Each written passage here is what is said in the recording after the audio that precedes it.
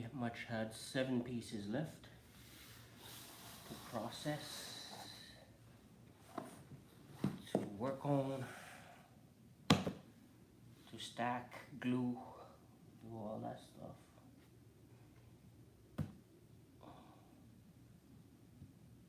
But they need pieces, each of them.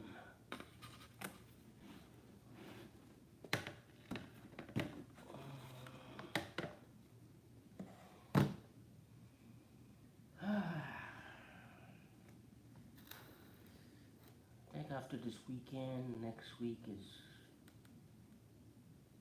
prepping for the final part, the final paint. The last layer, maybe.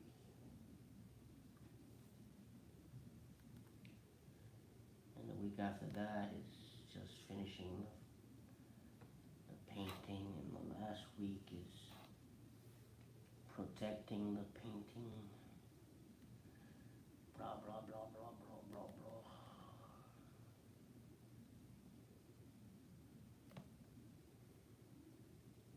What I find is sharing videos and slows me down. The reason is like the temperature changes in here. It's like wear a t-shirt, jeans, and it gets too hot. You're working too hot. Take off your shirt. Keep working. But you have a camera.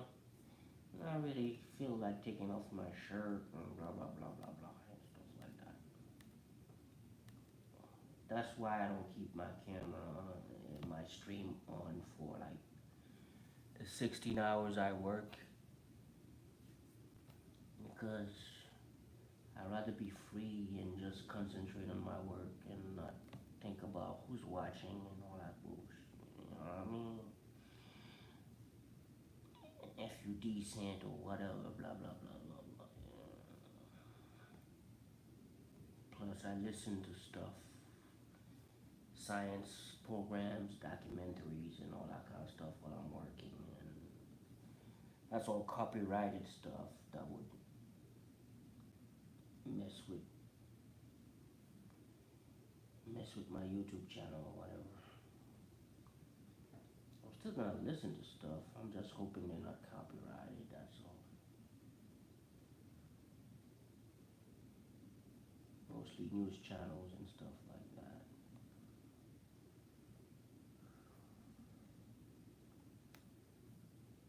But I take a moment to share the video on my share.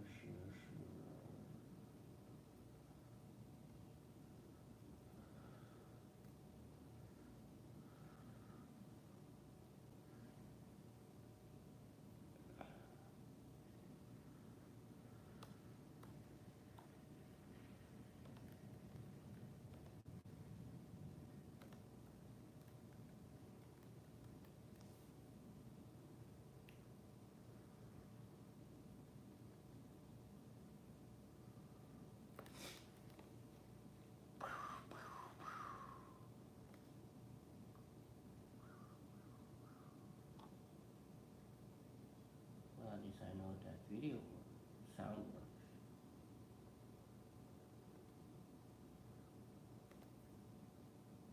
Here's some feedback. Hello.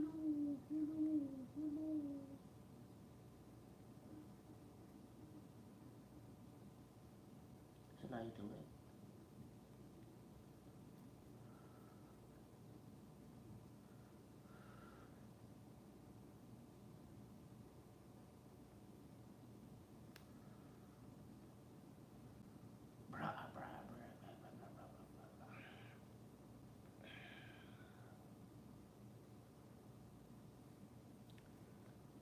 A little more that way.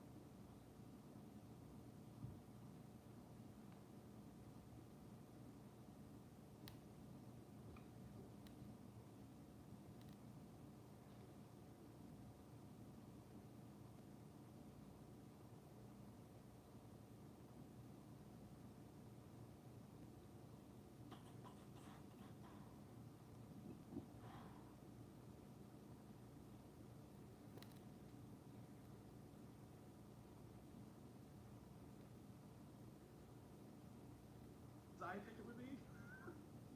Yeah, I mean, it was. I think it was a really cool time to be there. I mean, as far as even imagine like 3 or 4 days later after stuff started rolling out, it would have missed a lot of the cool stuff, And then once it's out the gate, like it's then everyone's gonna have cool footage of it. It's gonna be amazing footage. To see it being able to be put together and being assembled and stuff was crazy, and I didn't really know what to expect when I got asked like, hey, can you be here Friday? I was like, I can be there Friday. I just didn't know. I didn't quite think that they're gonna be at that stage yet. I didn't quite think we'd be seeing. Last I had, it was only like 3 days before that. The booster didn't look nearly that finished, and there weren't nearly that many Raptors on site, and there wasn't like the heat shielding was not half done. It's like so I was just expecting like, oh, I don't know, whatever, it'll be cool. And then walking around, it's like, holy crap, And then by the end of the interview, just that 2-hour span at Starbase, you're seeing changes already, like just from walking from one end to the other, you're already seeing like progress being made. Yeah. Did you expect to get to go inside those tents? I mean, I feel like that's sort of like the holy of holies in there. Like, we try to, from the outside, we try to, peek our camera around corners and stuff and just see what's going on in there. But that was unprecedented to see all those Raptors lined up in there. And, well, all 3 tents, you have the domes and nose cones and everything. Was that a complete surprise to you?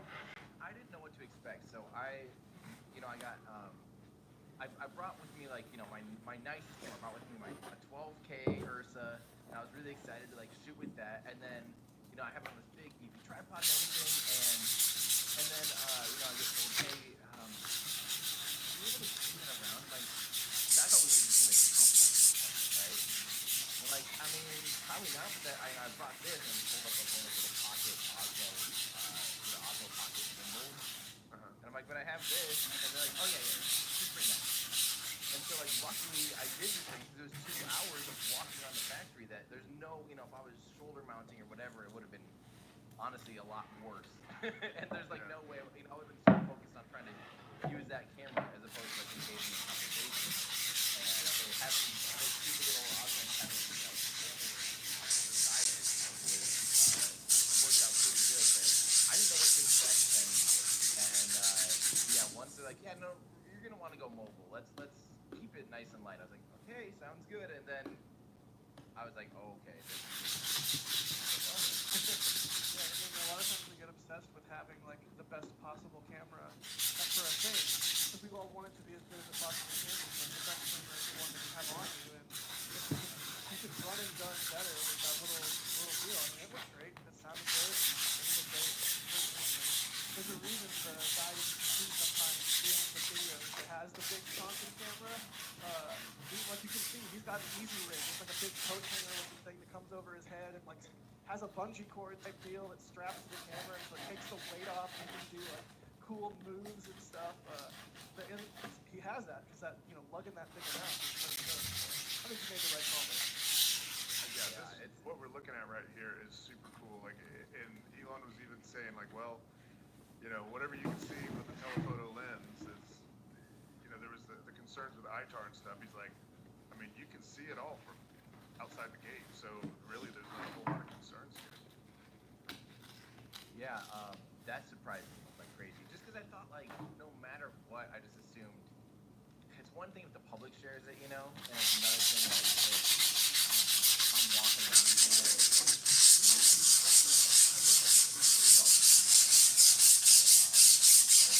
and a lot of that was regular. I want this, right? That's honestly amazing. I really want to, while I was in the before, I really want to go so rapidly. I thought I had been editing ordeal to get something like this out. And not only so quickly, but we want to do this. Because you can interview with Elon Musk and you're walking around the factory. You want to put as much love into it as you can, but you want to get it out as quick as possible because, if you wait another day, and you're even more out of date. Because even, I think Elon even said in the interview, like, this whole process is a work in process, and we may say something one week that turns out to be different or changed or wrong the next week, or he's very clear about that. So way to go, getting this thing edited and done and put out, and it's just, it coinciding with the full stack, like just really it all worked out. So I'm sure that was a pain, but a little bit of inside baseball there. I know it's like not about Starship itself, but no, like we all make videos here, we all make stuff, you know, and we all that's what we do, right? We make content, and yeah, just props for that. Yeah, thanks, and he did say, I think he used the phrase grain of salt. I don't know what 4.5 times. Something like It was definitely it was a lot of like whatever I say right now may not be true in a week. But don't you remember the good old days when we were arguing over whether or not the grid fins would eventually hold down? like a week ago, that was like the topic on the internet. It was like surely at some point, and I would have if you had asked me at the time, whenever we first saw them going on. Actually, it was I guess it was right after you filmed this. It was like, okay, this is just an iteration kind of thing. At some point, surely they'll fold them down. But in part one, he talked about how it makes no sense to fold them down because it doesn't really hinder your performance going up enough. And adding the extra part is unnecessary. The extra part to fold them down, pull them back out. Is that a surprise to you, or is that what you expected?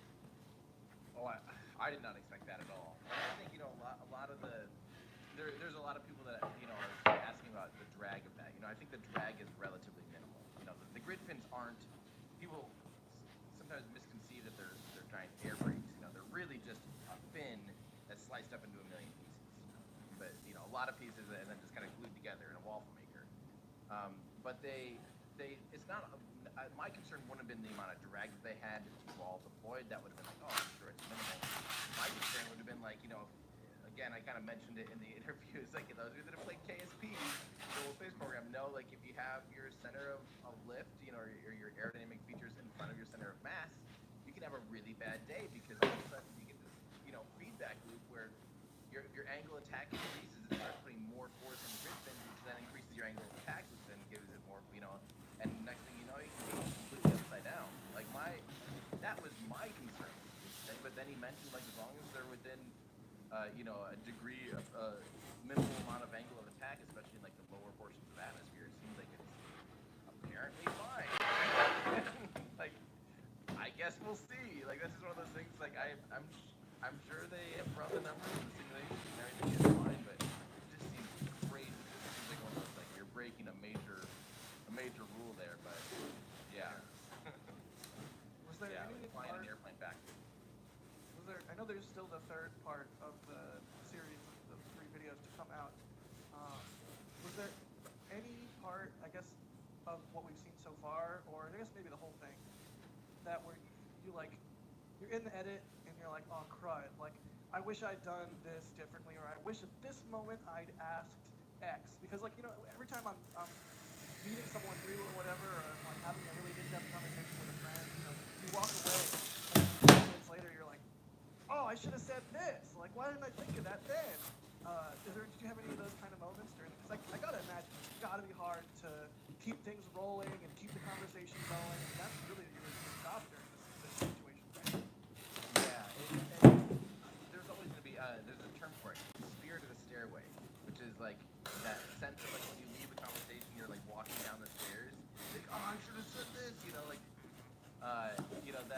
that's the term that I like to use, and it is, when you're going back, especially like when I'm fixing audio and stuff, and I'm listening to the same thing like 3 times, yeah, there's a lot of like this, why did I say it like that, or why did I say that, of course, but I think I was more focused on, I think a traditional, like a traditional interview would be, sit and have a list of things you want to ask and kind of go down the checklist, and I find that Elon, the key for him is like get him moving and let him just spew, because he tends to just kind of he's a conversationalist. He wants to converse about the stuff he's talking about. So I try to keep those questions in the back of my head and just focus on keeping him engaged and keeping him like thinking and just try to keep the conversation rolling more organically in that sense. Because then I was hoping that we start on topics like I would have never asked about stage separation.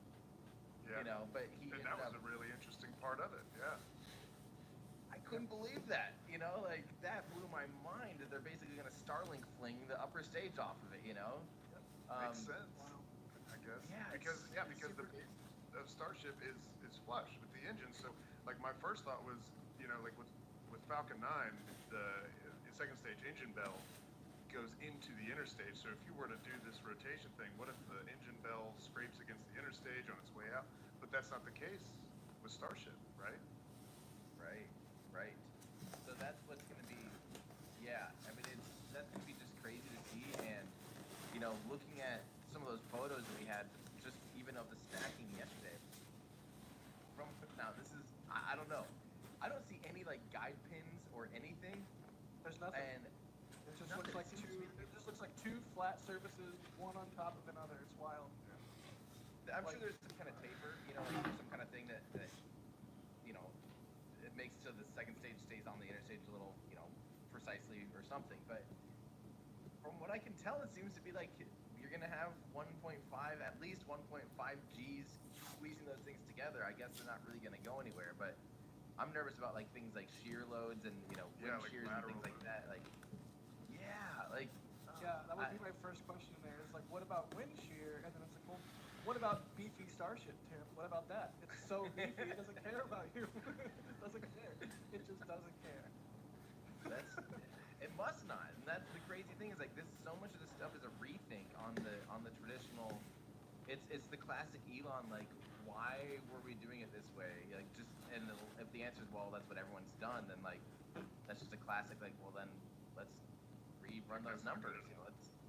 Yeah, like of course, and you look at what some of the things he's reconsidered and redone with Tesla, are just like things where he's clearly going like, why does everyone do this? Do we have to do that? I don't think we have to do that anymore, right? Let's just get rid of it, And we're seeing that to the extreme here because of the fluidity of the program. Like, the Falcon 9, as he mentioned, they didn't really quite have that much. Oh, actually, that's part 3. Spoiler.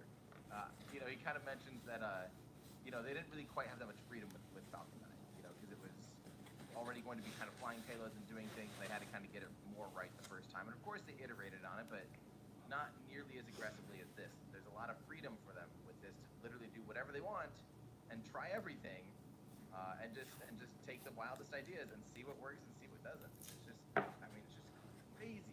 It's just crazy. Yeah, I think that's one of my moments that I really enjoyed. And hey, we're approximately 19 minutes in, but I mentioned shuttle. You talk about shuttle a little bit, and Elon said, one of the problems with it, maybe you said it, was that they didn't get to iterate the shuttle. They did 3 test flights or whatever it was, 6 test flights, and then I think it was 3, maybe 4. Like, okay, now it's operational. It's operational. It's a shuttle. It's our space bus. It's gonna do all the things. It's launch twice a month, etc. And it's like, But it never flew without people. Yeah, right? Exactly. Yeah. So if only they've been able to sort of do more Starship-like test campaign, be like, okay, well maybe what if we do this? What if we change this? And been a little bit more forgiving with themselves. They would have been able to make the shuttle better. But now we don't have to worry about that because Starship, like Chris B always likes to say, is really Shuttle 2.0. Yeah, I wish that they had been able to Baron it in the sense where Baron flew uncrewed and completely autonomously on its only flight. Can't do it though. It's a shame that the shuttle never tried to adapt that, but it just wasn't set up. The program was not set up from the beginning to support anything like that. That was just simply. I think Shuttle eventually got the capability to do an autonomous landing, but I don't think it definitely didn't have it at first, and I don't know. That'd be a good question for Chris James to be, but I maintain that Baron was not better than the shuttle, and I'm going to put a knife on it. Well, look at the farewell. Oh, I spelled it wrong. Anyways, I'll get off my soapbox. Was there any? I mean, I'm sure there was several of these. Was there any moment during the tour where you were just like pop, like you just couldn't really wrap your mind around what you saw? Or I'm sure there were several. Was there anything that sticks out in your mind as like a wow moment while you were? Yeah, the 2 that were just completely like surreal for sure was seeing like the raptor forest. Just a forest of raptors. I just didn't expect it to be that much yet. Yeah, it was just insane. That blew my mind, and then also seeing the nose coming up close and personal, going right up where they were working on the heat shield was like just the coolest thing ever. I just didn't expect it. I didn't know, what it would look like up close, and yeah, it was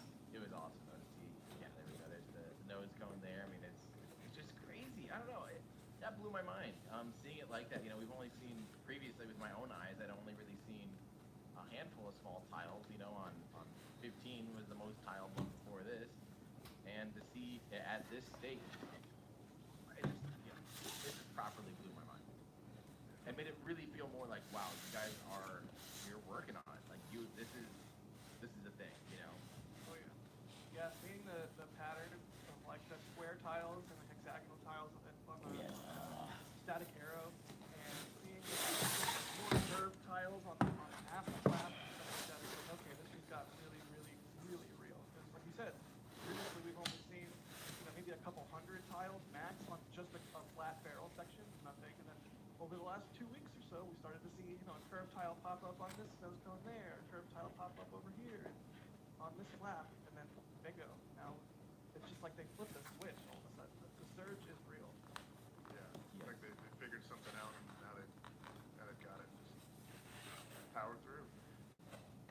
But what's fun go about ahead. still even at this point though, what's fun is you keep hearing over and over like this the humility of Elon being like, oh, we're just, you know, nothing's set in stone. You know, I think we as the community tend to take some of this stuff as gospel. Like, well, Elon said, you know, but it's like, and here's over and over reminders of like that's what we're thinking right now. But like literally, we're not like they're not married to anything.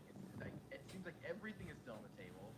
You know, if one flight does this, the next flight might totally do something different, and it's like we're gonna have to get used to this sense of, you know, trying to keep up with them almost in the sense of, you know, not getting super set in like, oh, this is how it is now. It's like this is how it is right now, but not in a week, you know, and that's just gonna be different.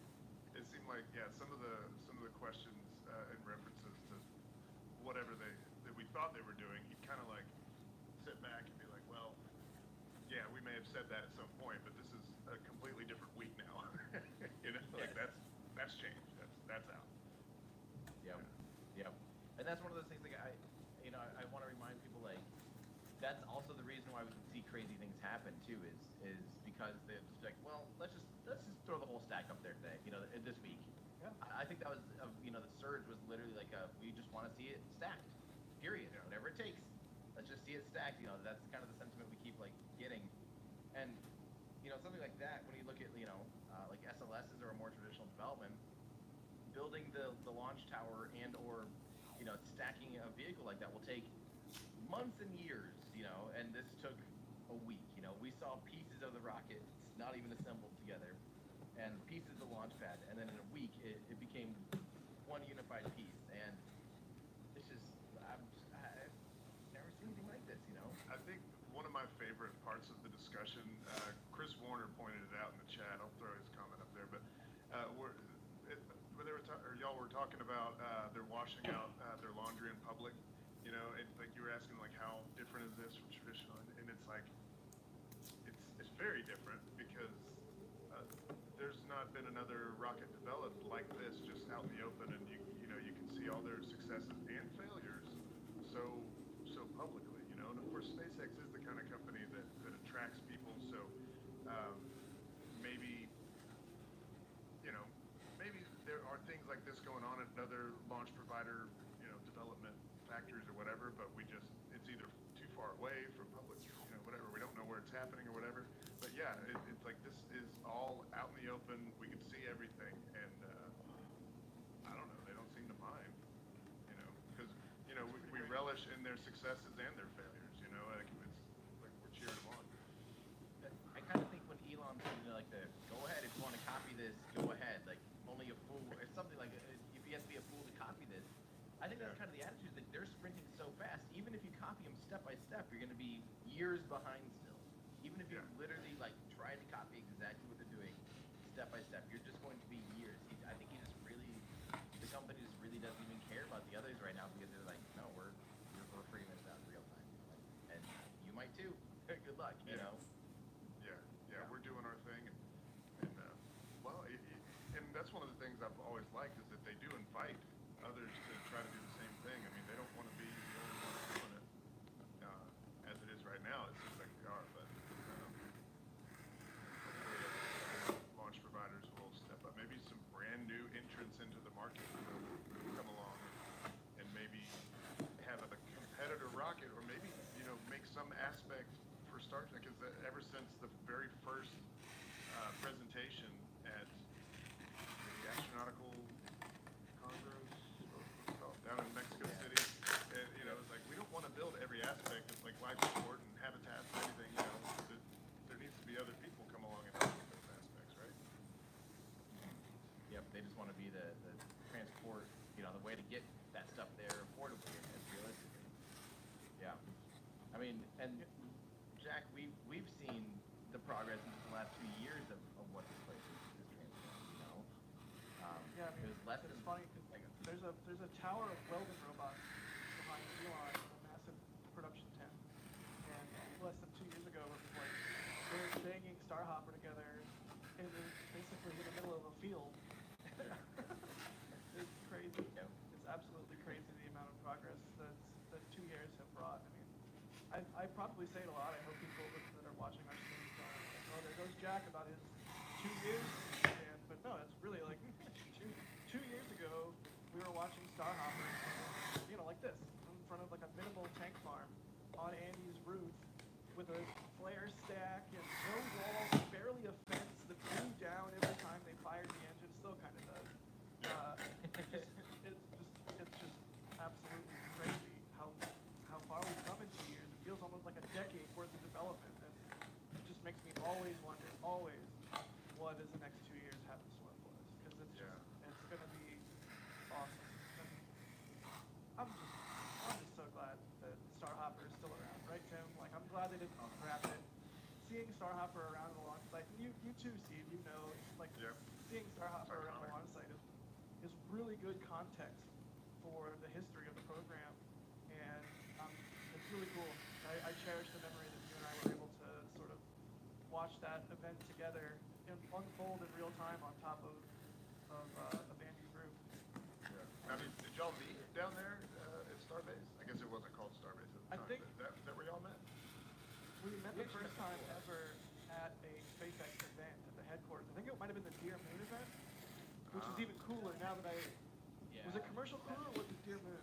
I think it was that Commercial Crew one where we got to see Dragon, you know, kind of go around the Dragon capsule, and I think that's when I met you. And then I think we hung out a little at Dear Moon too. That was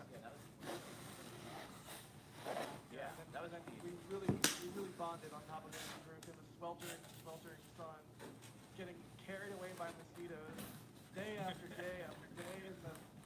Because I feel like now, if something is going to happen on a given day, you know, if we think they're going to launch or static fire or whatever, it usually happens on or around that day, you know, plus or minus a day or two. Like, I think stacking would have happened on the day we all expected it, except there was wind, so it happened the next day, right?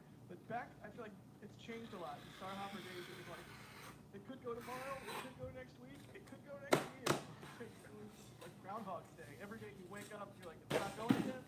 All right, cool, jump off cliff. Next day, and it's like, it's not going again? All right, cool, drive off cliff. Like, it was so painful, honestly. It was like, we just had no idea. We had no idea what to expect. We had no, like, there's zero communications. We were just everything was new. We were all new to every bit of it, including SpaceX. So the road closures and things weren't, like, reliable sources of information. Oh, I already cut my leg this week.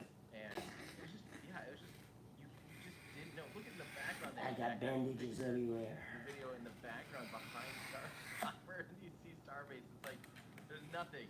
There's, like, content. And it's just, wow. this is, everybody, you're looking at right now, you're looking at suborbital pad A. That's what that is. That is suborbital pad A. Yeah, and it's just a mound of dirt, no concrete, no tank farm. Like, it's mind-boggling how much has been built up over the last 2 years. It's just been 2 years. 2 years. It's crazy. Like, I would love to know some of the other companies, what they're thinking and what's being talked about behind those doors. You know, does this scare them? Do they still think it's too risky? Like, especially, you know, a company that's well-funded like Blue Origin, who built, let's give them credit. In 2 years, they've done an insane amount of ground, you know, they built an impressive launch site and, you know, expanded their factory like crazy. Now, fortunately, that factory is mostly empty, or more empty than I think most of us It hurts my head. It really hurts my Like, head. I would love to know what they're saying right now behind closed doors. They got to be going like, guys, we gotta step this up. We gotta catch Yeah. up. Yeah. Oh, I don't even We gotta think get- that. I bet you it's more like, maybe I'm wrong. I bet you it's more a little bit Kool-Aid drinking, where it's like, no, they're wrong. We're doing it the right way. We're good. Everything's great. You know, I don't know. Sometimes I wonder about new upper management, just based on like what some of the stuff Eric Berger's been saying about like how it's really blue Hardwell or whatever they've been called. Like yeah, I don't know. Right. I hope they realize that they need to pedal to the metal in the same way that SpaceX is, and I'm sure with the whole human landing system contract going the way that it did, I bet there's a bit of a renewed focus around Corn Ranch out there. Yeah, I hope some of the other companies are being inspired by it and not just sitting back and thinking, oh well, they're not doing it the way it's always been done, and the way it's always been done is the right way, and so just waiting for it to Waiting not to work. prove them wrong. Yeah. Yeah. Exactly. Yeah, I That's hope what I'm kind of. That's my fear is that is actually conversation is still just like doubling down and be like, well, no, like this. I mean, but it is risky. Like what SpaceX is doing is insanely risky, and it's extremely capital intensive. And if you didn't have high operating revenue and the promise of Starlink being like a once they're really making serious money off Starlink, that I think that people writing the checks at SpaceX are like, okay, I hope that goes online soon so we can actually pay for all this stuff.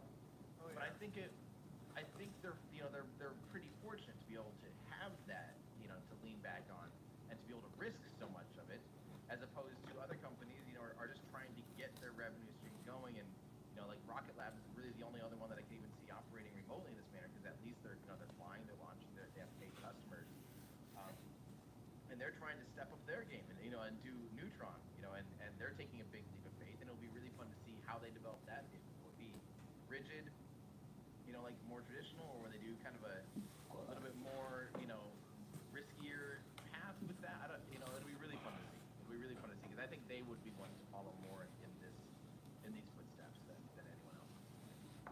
Yeah. It's I want to see more rockets flying. I want to see more rockets of this class flying. It'd be really cool to get Vulcan online as soon as possible, to get New Glenn online as soon as possible, and just more rockets, please. Yes, more rockets, not less. So y'all have been covering Starbase for a super long time. Is there some kind of like a memory, whether it's like specifically Starship related? Is there something that you guys remember just where you had the best time? 150-meter hop. Uh, Got a hop for the first 150 one, meters. Yeah. Yep, I think so Yeah, too. where the water towers can fly quote comes from. Yeah. Yep. A lot of people think that was me. That was Tim. That was our boy Tim. 'Cause Tim and I were standing next to each other on Andy's roof in Boca Chica Village, and my audio picked up Tim's elation, which I'm really, really glad it did, because it's an iconic quote. There's a reason in our intro it is along with such classics as SCE to aux and Yikes Concur that we don't need any more of these. Because it's an iconic statement. It's like it deserves to be there among those other statements. And here we go. Here we go. Come on. Oh yes! Yes! Oh my God! It's actually flying! Yes! Oh yes! Dude. No way! Wait, he's about to lose his mind. He's about to lose his mind. Wait for it. Wait for it. Oh yes! I can't believe it! Dude, it's happening! There's the. No way! Yes! Oh, that's gonna be humans landing on Mars someday. Look at that thing! Look at that thing! Yes! That is land soft, baby, please! Please land soft! Oh my God! That was nice. It's controlled. It even did a little roll for us just to show off.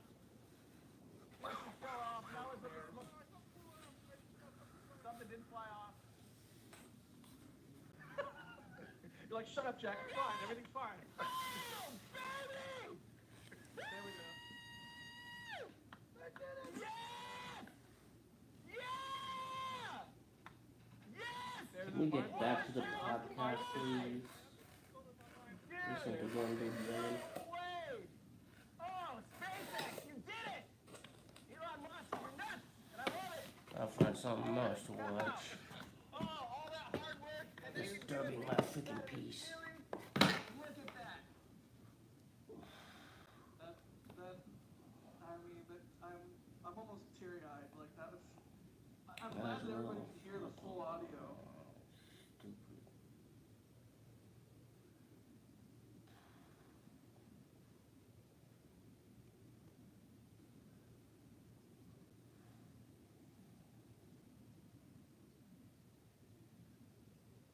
It's hard to find any good thing. Keep your mind at ease.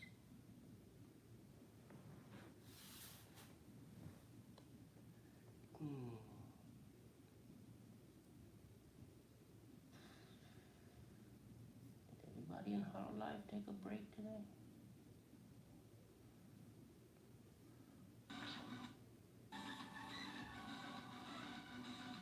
Been 9 hours, Callie.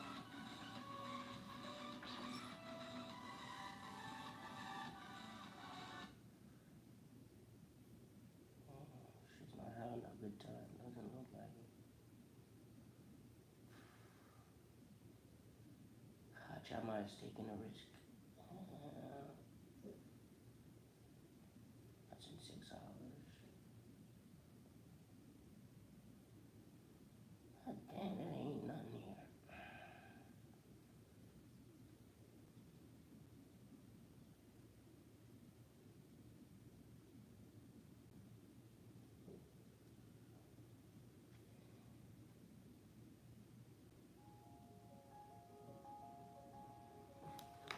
Time to watch.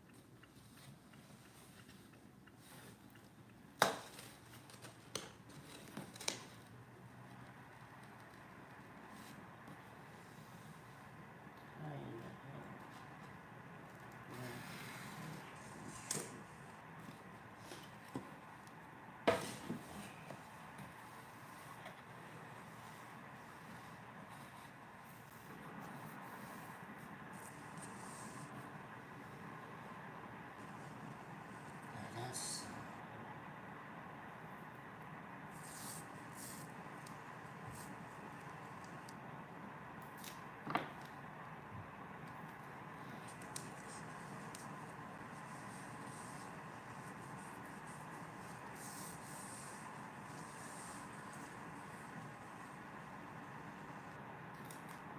I have to keep a balance of what I can listen to. I end up cutting a finger. I'll concentrate on some things, but also keep my mind busy enough not to get too tired.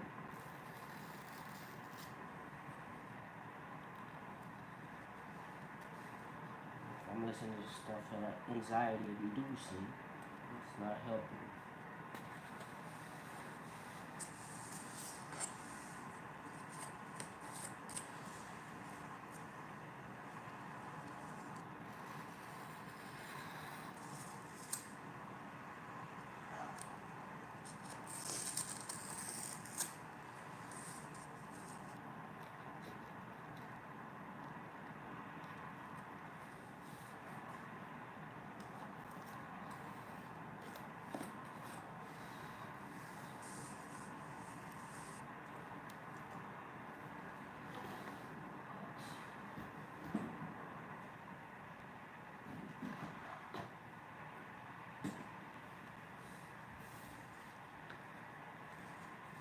wish I could snap my fingers and all this would be done. Because this is like boring parts. And again, I'm not the type of artist that has a studio with 50 people working on 50 different parts of your art. It makes no sense to me. It's like your art is supposed to be your personal thing. I do not understand these studios. Dozens of people and one lead artist. And they still get paid a whole lot of money for nothing. Or someone like me, I don't get paid nothing. But I have to do everything. I wouldn't want not to do everything.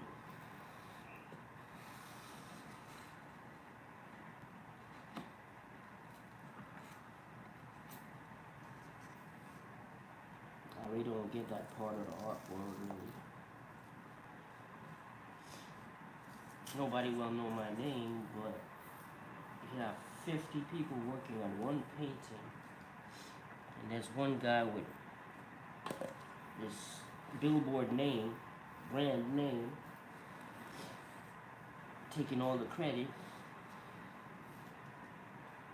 but he didn't do jack. You know, he just had to sit in a studio with 50 other people and nod his head.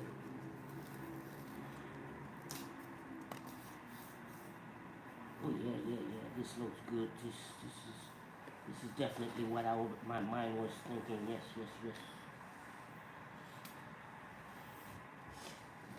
That's why I can't fully get into the art world at times because it's kind of like a challenge where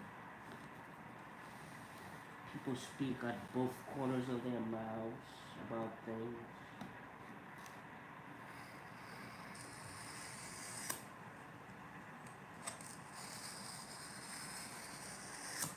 They try to be deep, but the simple fact is they're just trying to make money.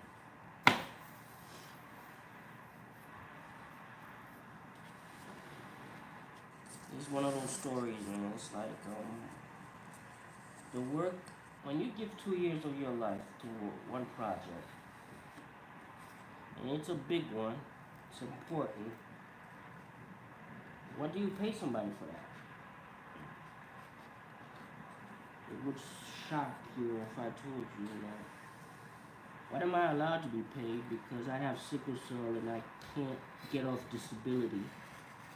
And if I make too much money, I can't pay my medical bills and my prescription pills and everything that keeps me from getting a sickle cell crisis. What can I do? It's either I don't do my art, or I do my art, but I don't get paid for it. It's a funny situation. But the reason why I kill myself working 16 hours a day, wanting to get it done, is it's a sense of pride, a sense of challenge, and a sense of purpose. Not that I'm not annoyed that I'm not getting paid properly.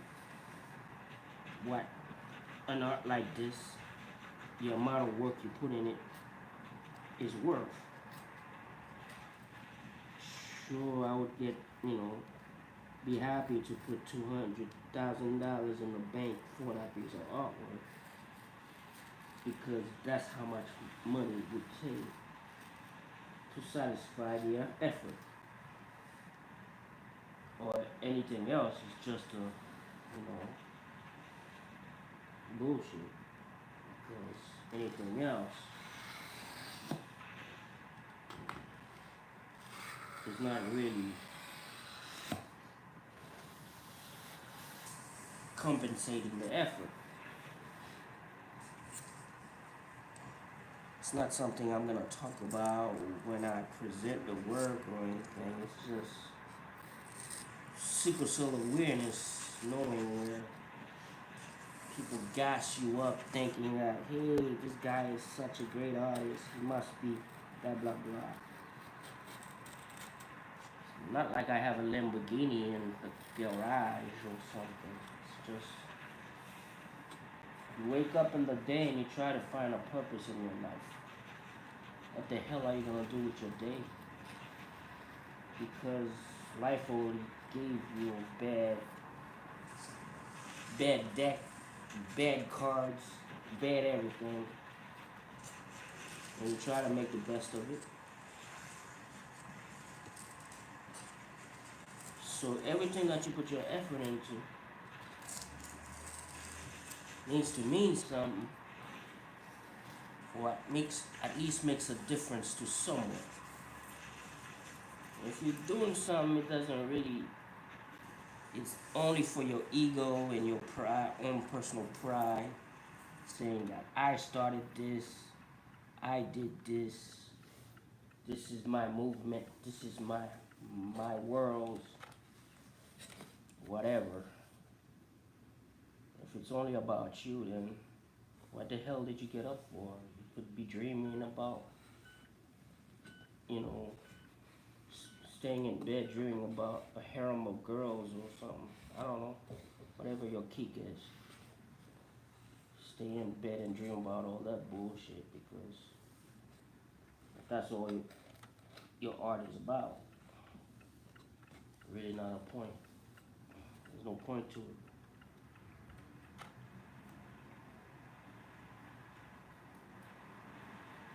But I'm only talking for myself right now too.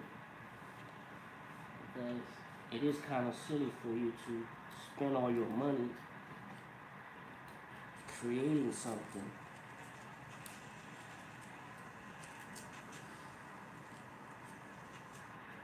I don't even call up the client and say, hey, I need this supply, I need that supply, I need that supply. I only have to tell people once.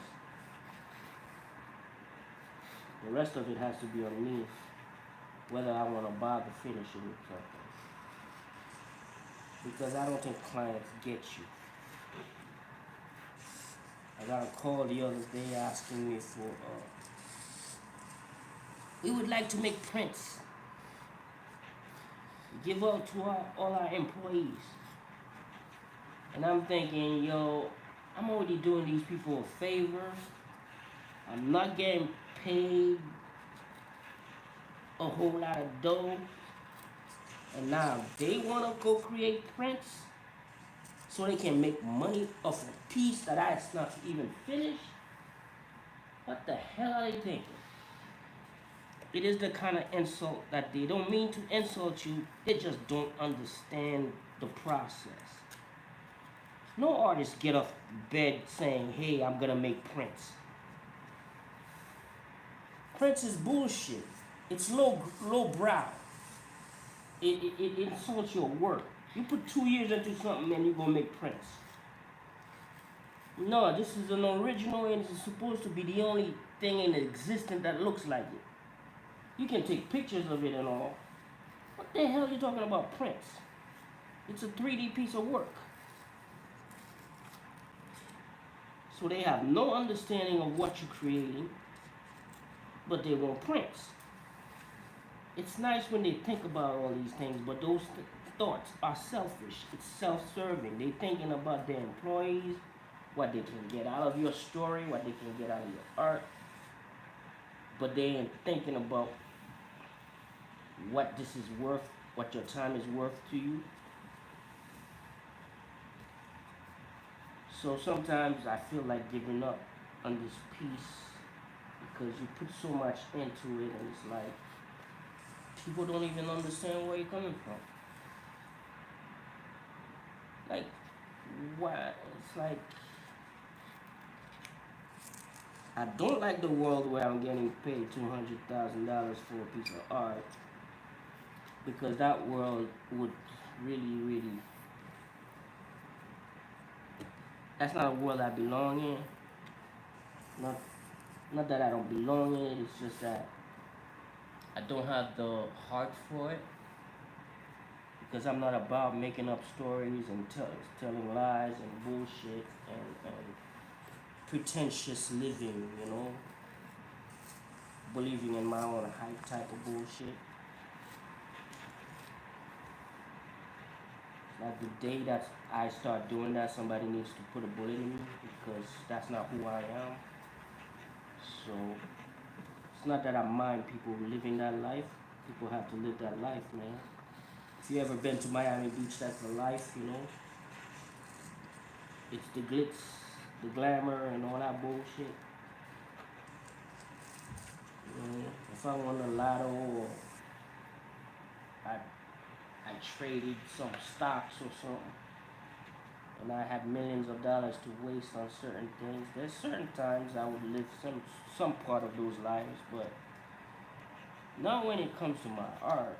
That's just a personal thing that doesn't. I don't put a price on that shit. You know, I may give you a piece of art. You may buy it from me, but doesn't mean that you have purchased it for what it's worth, because what it's worth is not priced in the logical way that you would think it would be.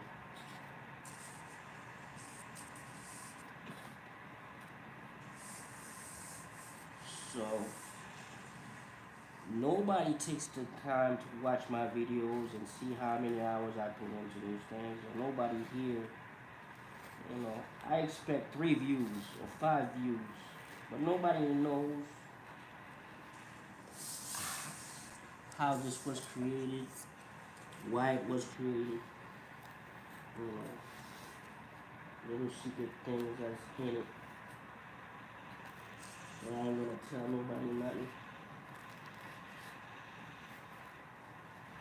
And I'm just hoping that I get out of this whole situation, the last piece, this piece, without taking anybody to court, having to fight for my rights about anything, because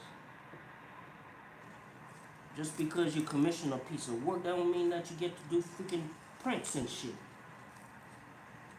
I ain't spent 2 years for you to make money off my ass. That shit.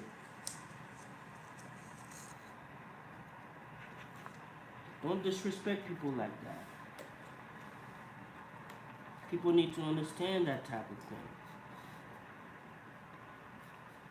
As far as I like the client, that would get me to go to court for that bullshit, because hey yo, I'm doing you motherfuckers a favor.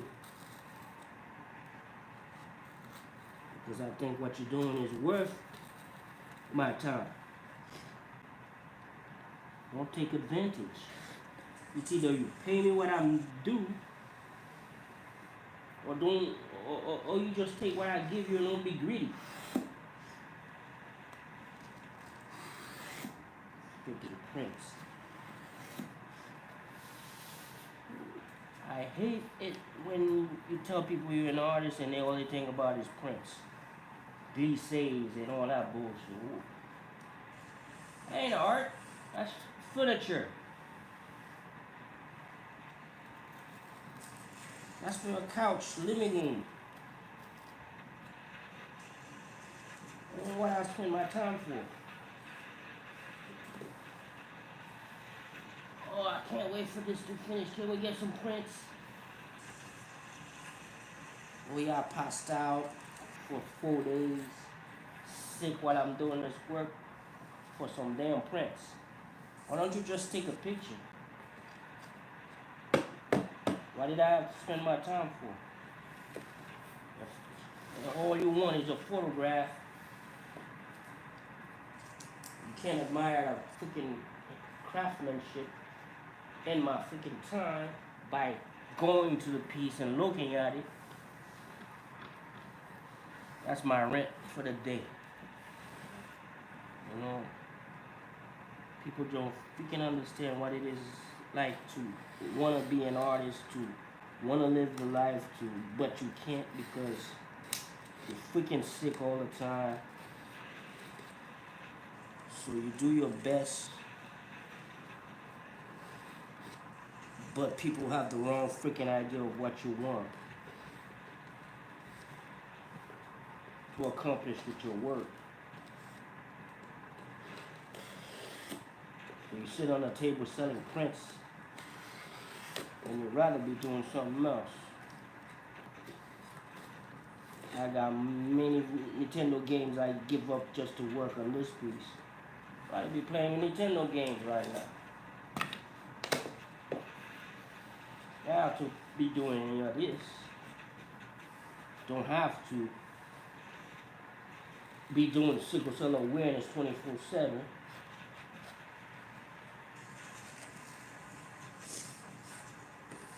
Just to get a phone call insulting your ass after you've been working all day.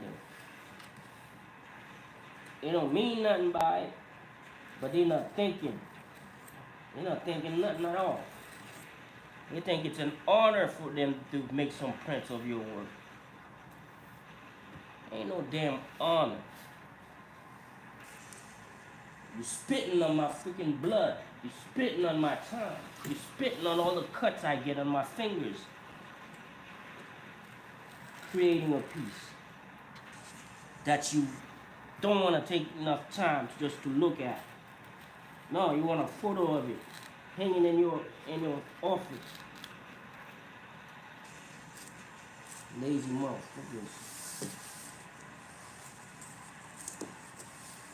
If you spend 2 years working on an art, people should have the decency enough to leave it at one piece. Put it in a special place where people can go watch it. What's art supposed to be about? You honor the person's life because they took the time enough to create it. Have some culture in your damn life. Don't be ignorant about it. But if people only want to take advantage of your story and your life, but they don't really give a damn about your art, that's how it is. They ask you how much. When you tell them how much it really costs, they walk away stunned because they don't understand that you have value. No wonder most artists are crooks who just lie all day and they don't really have any value for real.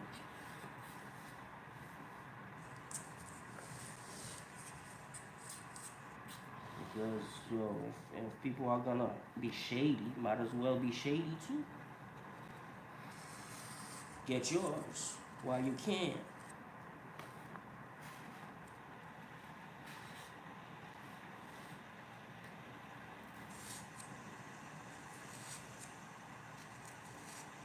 Life is very, very short. That's why you get in relationships, you ain't happy, get the hell out of them. Be putting your fighting with somebody all day long. Life is short. So when you ain't happy with what you're doing, don't get into it. The only reason why I finish this piece is because I'm enjoying finishing it. Not because somebody's anniversary is coming or because these people value me. Because no matter what they say, I don't trust that they value. Because the money ain't there. Regardless what I say, regardless what the rules are, that I can't make this kind of money. Regardless what it is, you still pay. You still find out that I'm okay. Still find out if I need art supplies or not. Not me just like buying my own damn supplies.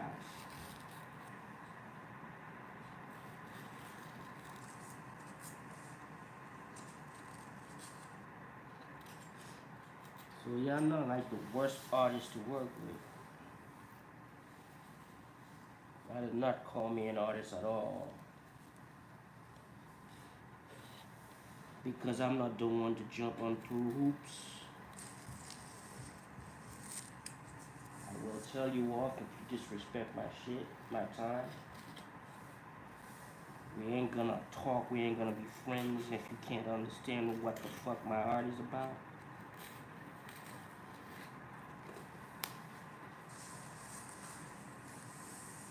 You know, I'm not asking everybody to understand what I'm going through, but I'm just saying.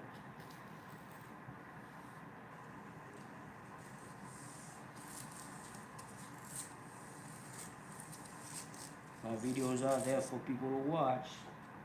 Just a very few of them will take the moment in time to watch it. You know what I mean? Nobody ain't got time for that. And I understand that. I ain't got time for it. It's not like I'm gonna watch my own videos all day. But that's my chance to vent. I'm leaving a record of what happened.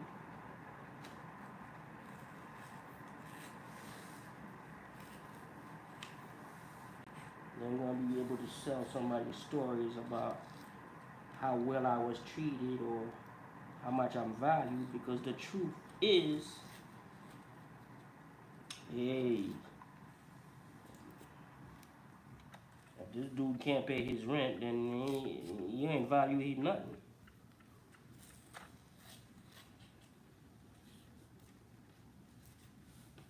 It's one thing. I don't have fans, man. I have people asking me for stuff. I don't have people who always giving me stuff. There's only a few people in my life that does that all the time. Most people are asking and shit. Do this, do that.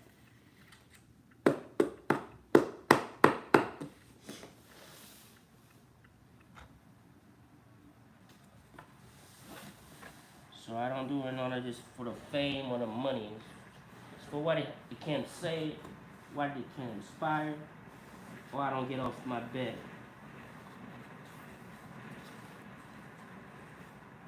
If you ain't saying nothing, you're only pretending, there's no reason to get off bed. There's a lot of dreams in your sleep. Best fantasies, nice dreams. Why get out of bed? Live a fake life, go to sleep.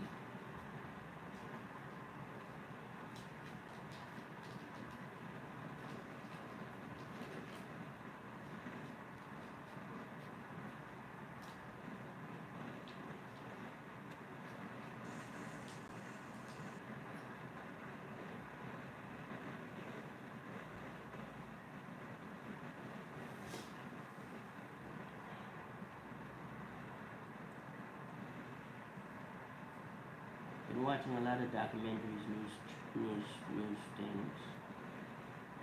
Every time I see an artist on there, I'm like, oh my god. I just saw 2 documentaries about painters. One is a Nigerian dude, another one is a guy from Japan, and they both disappointed me. Like,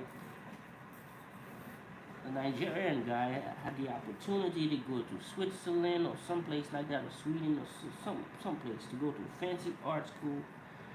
That means he went to a place, to a school, to an art school where he can learn how to paint perfectly, how to draw perfectly, proportions, people. But what made him famous is after he's done with this fancy college and learning how to draw really nicely, he had to unlearn all that so he can paint with his fingers and make these very ugly black people. They're ugly as hell. But now he's super famous in the white world, who are buying his paintings for $200,000 at auction. He's in the middle of, no, he's not from Nigeria, he's from Ghana. In the middle of Ghana with Mercedes Benz SUV, shaking hands with his buddies and thinking he's living this life. But no, they didn't care about your education. They didn't care about your talent, that you knew how to draw nice looking people correctly. They want muddy, ugly, primitive, African looking, gorilla looking, animalistic looking blackness. I call that selling out. You're selling out your own people. You're selling out your own self, because they didn't want to buy it when you could draw really nice, cool stuff like them. They want the blackness. They want that exotic stuff. So use your fingers. Don't use a paintbrush. Yeah, make them ugly. Yeah, the nose is too correct. Make it go that way. And now you're famous for that. That's why I don't like about the art world. They spitting in your face. They give you money while they spitting in your face. They don't respect you as a person. They don't respect you at all. And you don't respect yourself because you sold out. And that's the type of people they put on TV and documentary programs. Like, wait, he went to school at this fancy school? What does his art look like before he changed it to look like a bunch of monster looking black folk? Not beautiful, because it's the finger paint like a 2-year-old did this. So it's a finger paint thing. I'm not hating on him. He's making his money, but when you think about it, logically, you're not letting the dude express himself. Now he's finger painting. That's what you like. But when he was drawing really nicely, y'all didn't want to buy his nothing for $100. But now he's on TV, he's world famous. Why? Because he's a finger painter. Now I got tired of that bullshit. I turned from the German channel to the Japanese channel. Start watching a documentary on there about an artist. This artist has a studio with like 24 people working on 30 pieces of art. All he has to do is sign his name on it. He didn't really touch nothing. Then these billionaires that have a art museum in Shanghai invited him to put a show there so they can put one of his works in their permanent collection. It means big money. You're not really thinking about the fact that China be hating on Japanese 24/7 because of the history between the two. But here you are, talking bullshit about your art, because really everything the dude was talking about you can't respect, because they have 24 other people working on this shit. So, but he's over there at his art opening talking about my art. That ain't your art, dude. I saw 24 other people working on it. You ain't had to live for finger. If it wasn't for COVID, you would have done more. But these people kept leaving because, you can't really have 24 people in one space during COVID times.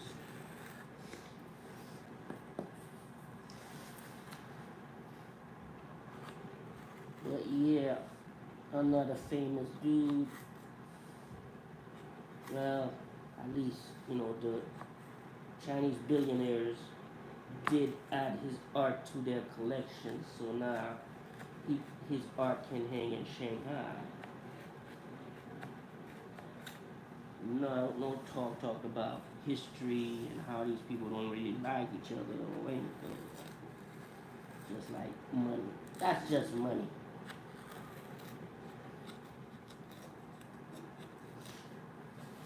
And that's art right now. Being black dude is hot. If you're a black artist, you got stuff going on, they want your work. But it has to look a certain way. It has to look a certain way.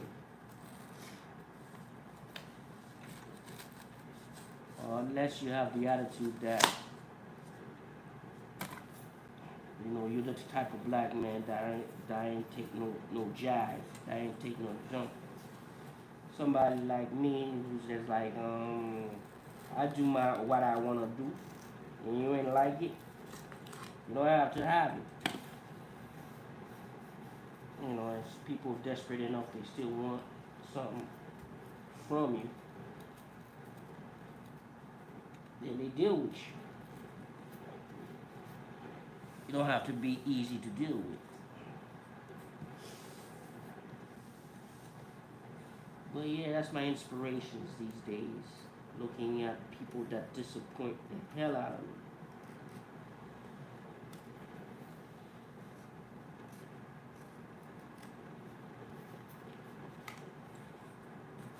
I do live in an artist building, so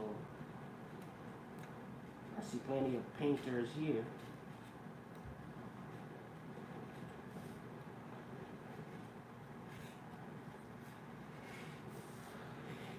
So making it as an artist is a curse, not really a blessing, because that's when you give the hell up. You lose something when you make it, because whoever is in charge is gonna want to have 50 people in your studio working on your stuff for you. Because at that time, the more art you have, the more money they can make.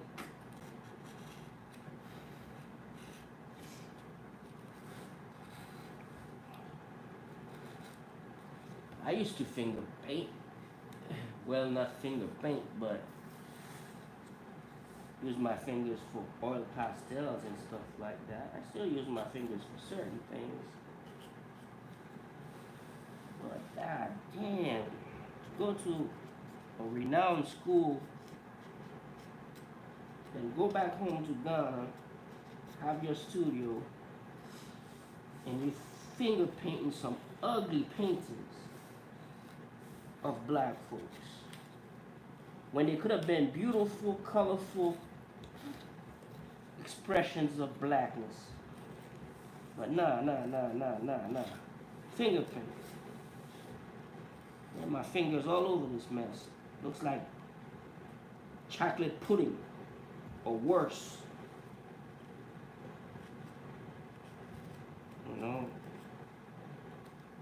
Make them look like chocolate pudding, some 2-year-old boys like.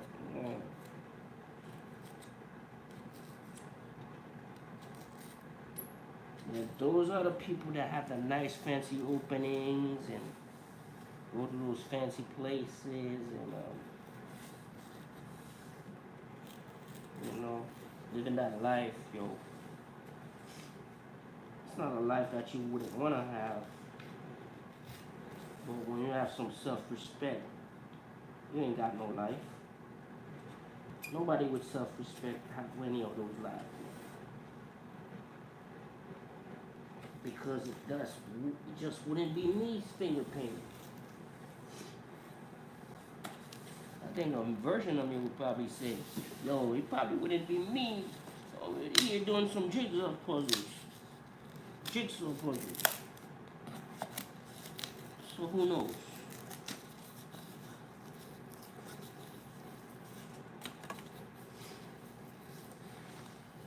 But I'm just imagining that life, that story. You go to school, you get the opportunity to go to school, you learn this great process of how you create your art, how you make beautiful people. You know, where the nose belongs, where the face belongs, where the eyes belong, posture, skin tone, light reflection, color theory, all the stuff you could learn. And you come home, your art can't sell, so now you get this grand idea that you're gonna finger paint, and your art looks like doodle on a stick. Every person you paint looks like doodle on a stick, and they start selling for $200,000 a piece. Now you're the great Ghanaian hope, the bright star of Africa.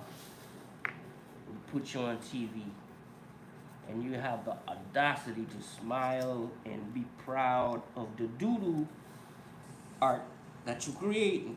Nobody telling you those shit look like shit.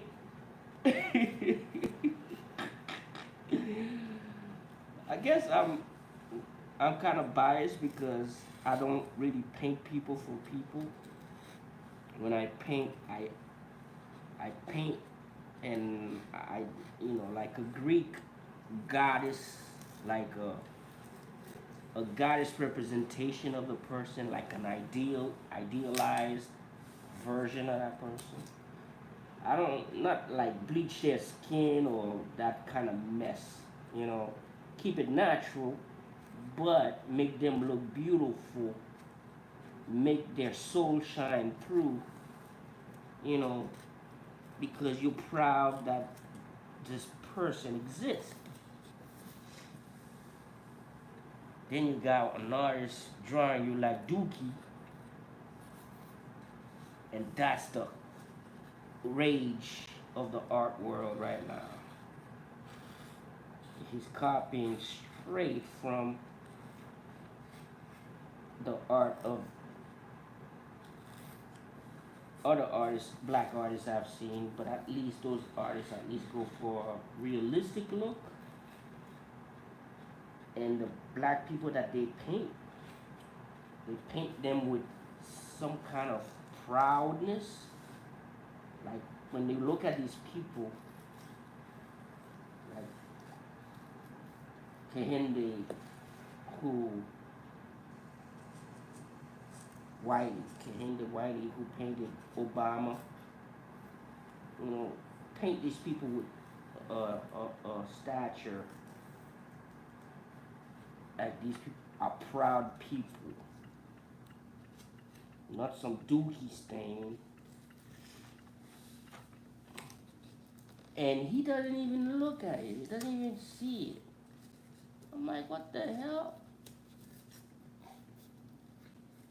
People don't have no freaking self-awareness. Are you that delusional that you don't see your art look like Dookie? Like, I'm not kidding, man. I was watching this thing and the art looked like Dookie. I'm like, what the hell? And he's driving this thing and that, and I'm like, he's celebrated, and I'm like, man, you gotta be careful when white people start celebrating you, because you don't be knowing what the hell is going on in your life. Because, seriously, you lose your mind.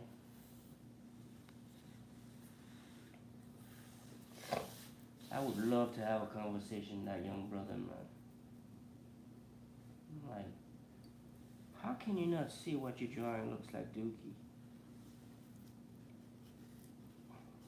It's not, I'm not talking about Jean-Michel Basquiat's sophistication of lines and badness, or, drawing it in this primitive way, but still looks like some thought has gone into it. Nah. Just rat trails of my fingers on skin with no light highlights, flat but ugly finger markings that makes the stuff look like somebody took a dookie. Because everything comes together like jello pudding, chocolate jello pudding. It doesn't look good. It doesn't make the people you are representing look good. And the rich people, the collectors who are collecting your stuff, they're definitely laughing at us somehow behind our backs. That's what I'm saying. Recognize when the society is not with you, and when people don't have your back. So I am self-aware when I'm creating and I'm spending my time. I know nobody appreciates what the hell I'm doing right here, because they say it, they don't really mean they appreciate it, really. They don't. You have people gas you up for years and years and years, but it takes a moment for you to see who they truly are, because they're gonna turn their back on you, or they're gonna disrespect you in a certain way that's just gonna tell you, this person don't get you at all, or this person say they love you, but in reality, they can't possibly love you, because they can't love what you spend your time doing. They can't love what you appreciate about your time.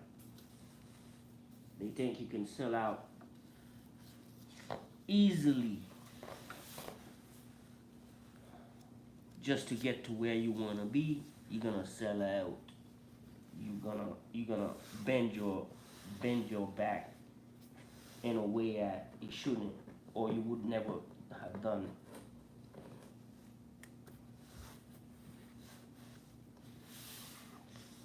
I find some of those things so depressing sometimes, because I like watching art documentaries to be inspired, man, by somebody who's doing some cool stuff, you know.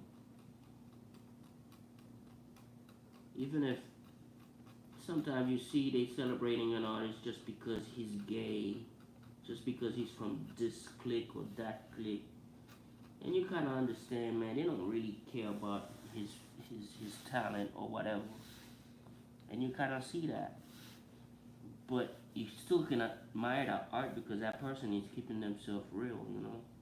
Even if they have 50 people working on their art too, still can admire how far they've gone, just keeping their art genuine.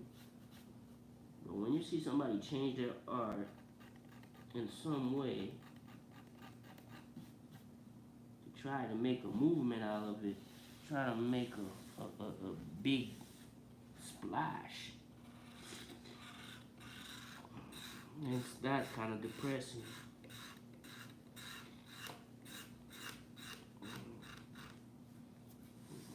I don't mind anybody living.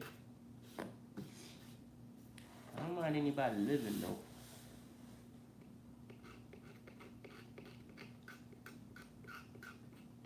But I'm kind of like puzzled by, why would you buy a Mercedes-Benz SUV in Ghana, rolling down the dirt roads,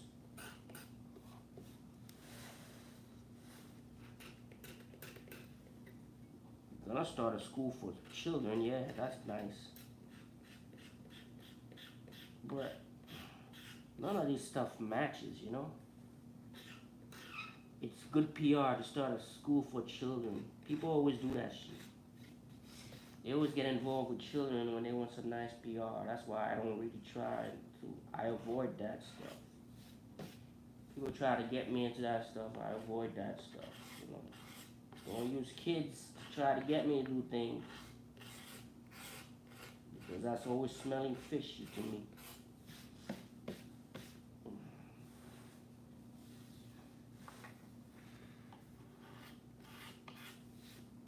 always been a warning sign for me. People who use kids try to get me to do things. So yeah, I'm like, yo, can you imagine like the next black president wanting this artist to draw him like finger painting on chocolate pudding? He's not using chocolate pudding, I'm just trying not to say dookie all day. But I can't take that image out of my mind. It's nicer when I'm like watching something and I'm listening to something. Instead of just talking and ranting, because when I'm working, it's like, I don't know if I'm saving any time.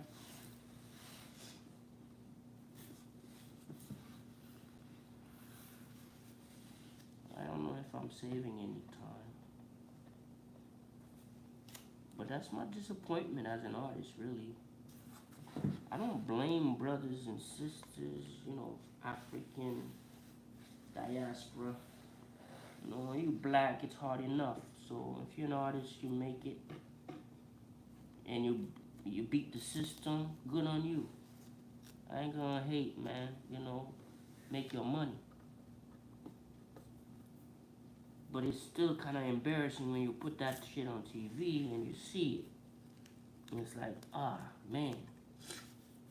There ain't nothing original right there. It's just, there's a nice story behind it, but that's about it. That's what I hate, because I don't want my moment in the sun or my moment to shine to be, this dude is about sickle cell. And it's like, yeah, okay.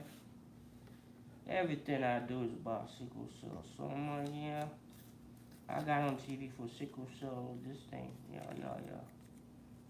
The hell am I proud about? I don't love this disease. I don't love the pain I feel. Ain't nothing to be proud about. I'm on TV for suffering, bro.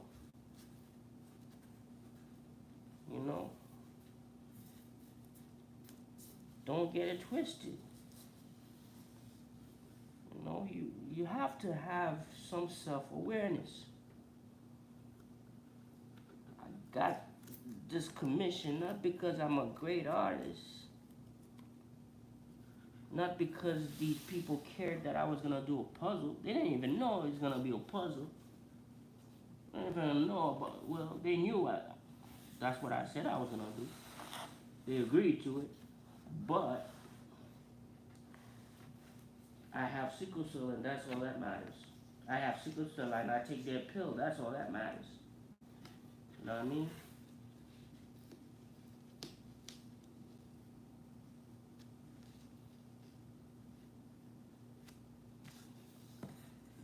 My sickle cell art is about pain. The last thing I want to hear when people telling me about it is like how beautiful it is. Ain't nothing beautiful about my pain. When I created those things, man, I was in pain. There ain't nothing good about that mess. I'm trying to show exactly where I was. I was suffering. That's real. Ain't no beautiful thing about it. Be self-aware. You understand? There ain't no beautiful thing about that. Pain is not beautiful. Pain is just another thing. If you can't paint it, it's not always healthy to go down that route, because your mind, after a while, depression will eat you alive. But sometimes you gotta paint about what's real in your life, and the most real thing in a warrior's life is pain. So that's one of those things I don't like when people say, your art is so beautiful. I'm like, oh yeah, you seen those art, with the tropical colors and all that? No, I've seen the sickle cell art. I'm like, then you haven't seen my art, You really haven't. Because when I show some people what my art is really about, it's not to their taste. It's not what they're looking for. It's not what they're looking for. So that's cool.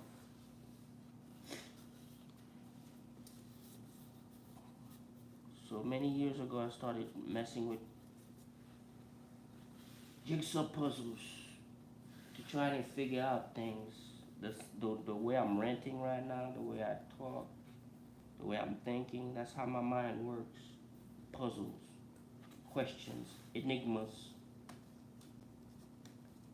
I'm like, why? Asking 100 whys questions. Why are people this way? Why are humans this way? Why?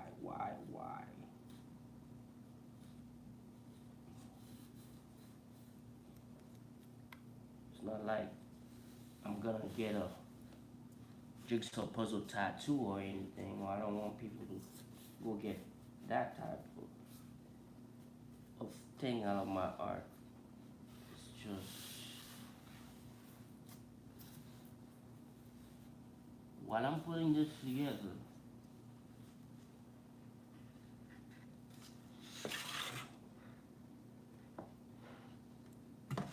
there's more thinking going on than just surface thinking. Sometimes I get to a point where I have to solve some physics, like how does this stick to this piece, and will it hold to the wall? I have some scientific physics questions. I'll be like, oh, okay. I have to solve something. I have to use my brain to solve some damn thing. And that just keeps my mind active. So it makes it like a reason to continue to work on the damn thing. Because it challenges your mind. It's not dead weight. And it's not focusing on the nice car I could buy at the end of it. You know, or how much it is worth.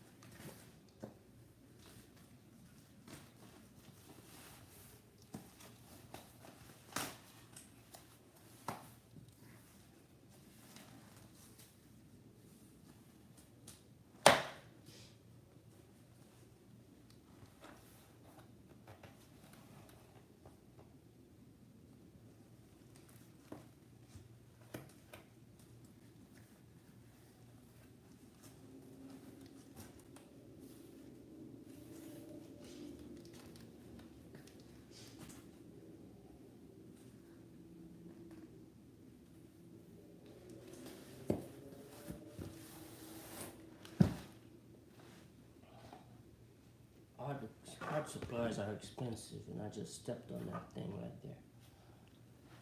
So that means I have to get another board. Well, not really. It's going to support the wood. It's just a layer of the thing. I don't have to worry about it, but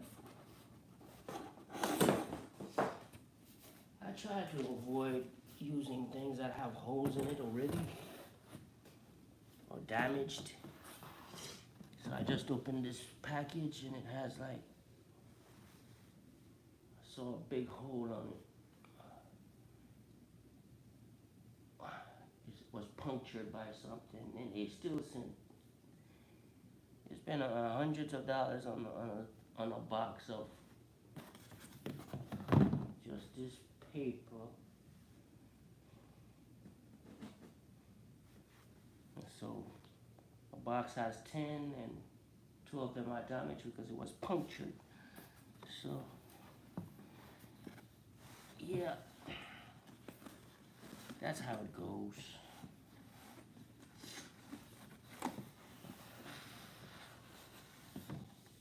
I think my mood got changed because I saw these 2 documentaries about these 2 artists. I just keep thinking about those things, man. I was just like,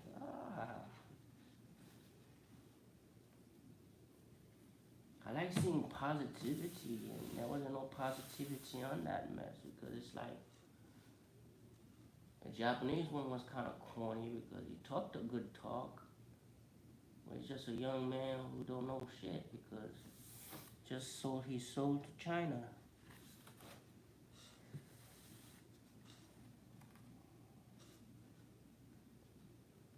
But then again, if you want to make it on that level, I guess that's the kind of stuff you have to put up with. Someone like me can't make it to those levels because I can't put up with much. I mean, can't be too self-aware on those things. You just got to think about the money that you can make and maybe the fame and where it can get you.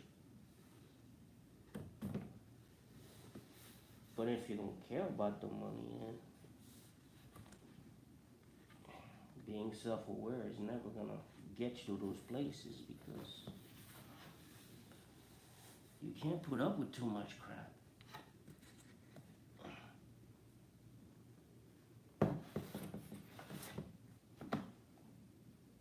You have to know when you're making a fool of yourself. You have to know when you're making a fool out of yourself.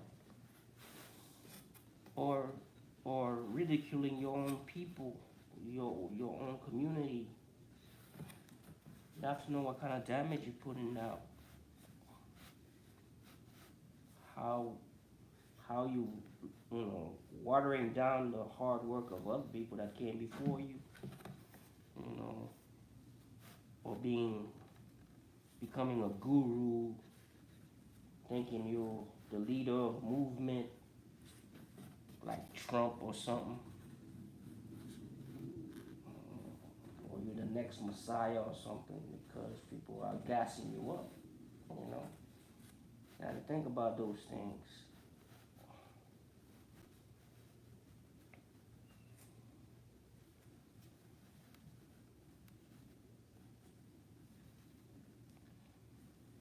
So yeah, this piece could have taken me maybe 3 months. That's what mental health does to you. If you ain't feeling it, you ain't gonna do it. So instead,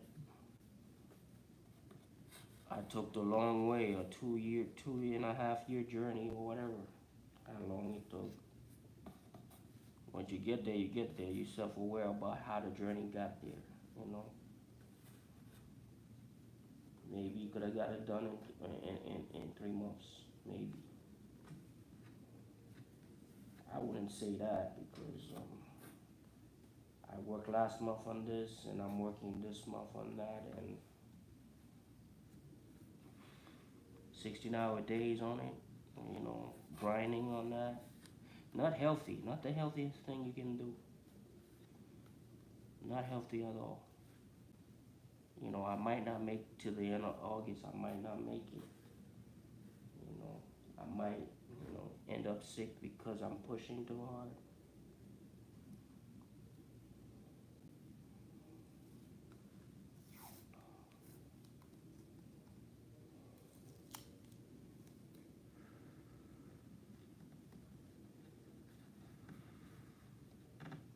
So I wanted to go watch those documentaries again, but they're not showing.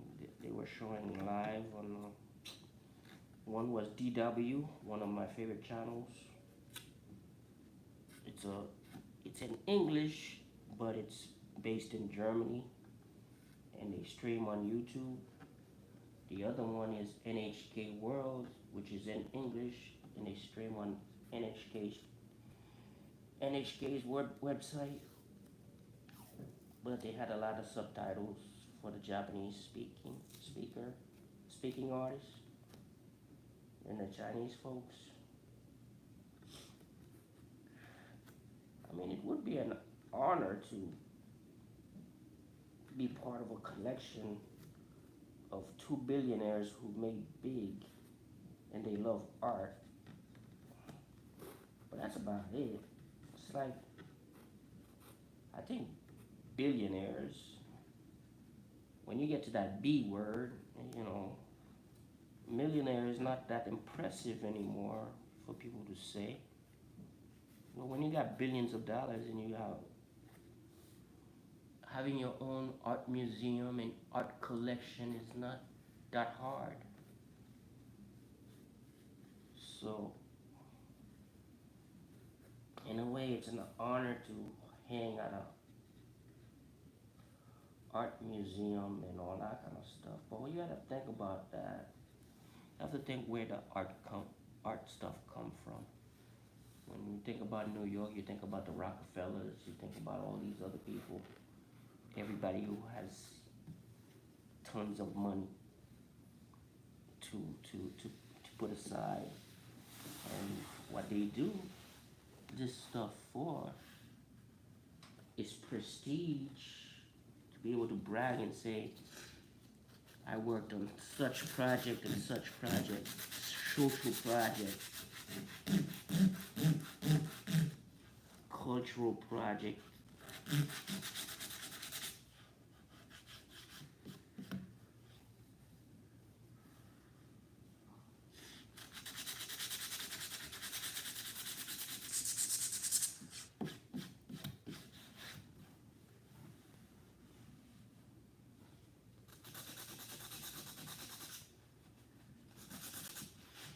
I'm going through this work because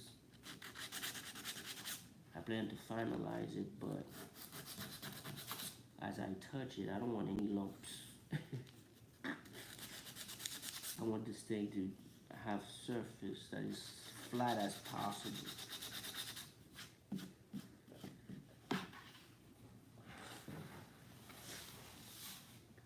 You think about what they teach you in art school and what you can learn on your own. I think about that a lot.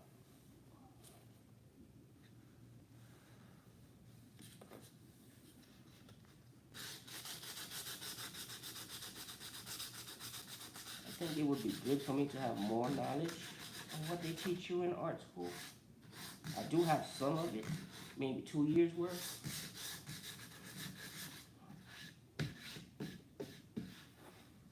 But I'm still kind of hungry for more of what I can experiment with. That's what made this work more fun than other works, because it is an experiment, a journey. Because this thing is already for a drug company, so it's like a pathfinding mission to search for a remedy or drug that can help people with a problem issue. So you're looking for, you're experimenting, and you're trying to find your way through a solution to something. You have a way to the end. I think So it took me 2 years, and it might be the last piece I ever do or whatever.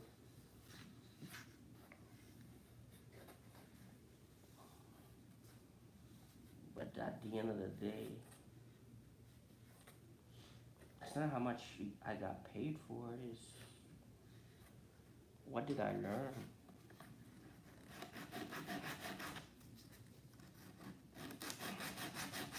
How did I spend my time?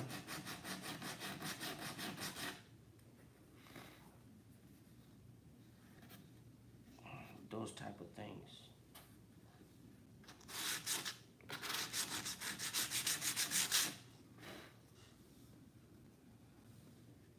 So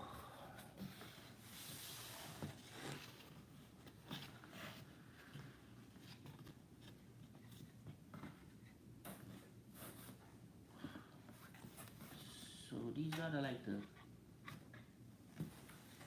final 7 pieces.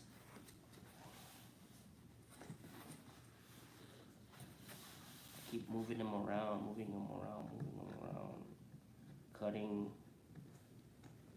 You saw I cut this piece. You might have, this piece I cut. This is such a hard card, like board. It's a pain to cut. This is too thick, so it's kind of a pain to cut as well. The stem piece is both soft and thin, so it's very easy to cut. That's why I cut my leg yesterday while cutting it, because it's so easy to cut right through, go through my pants, into my leg. Nice. So I'm just like, yeah. Your scars are also part of the journey.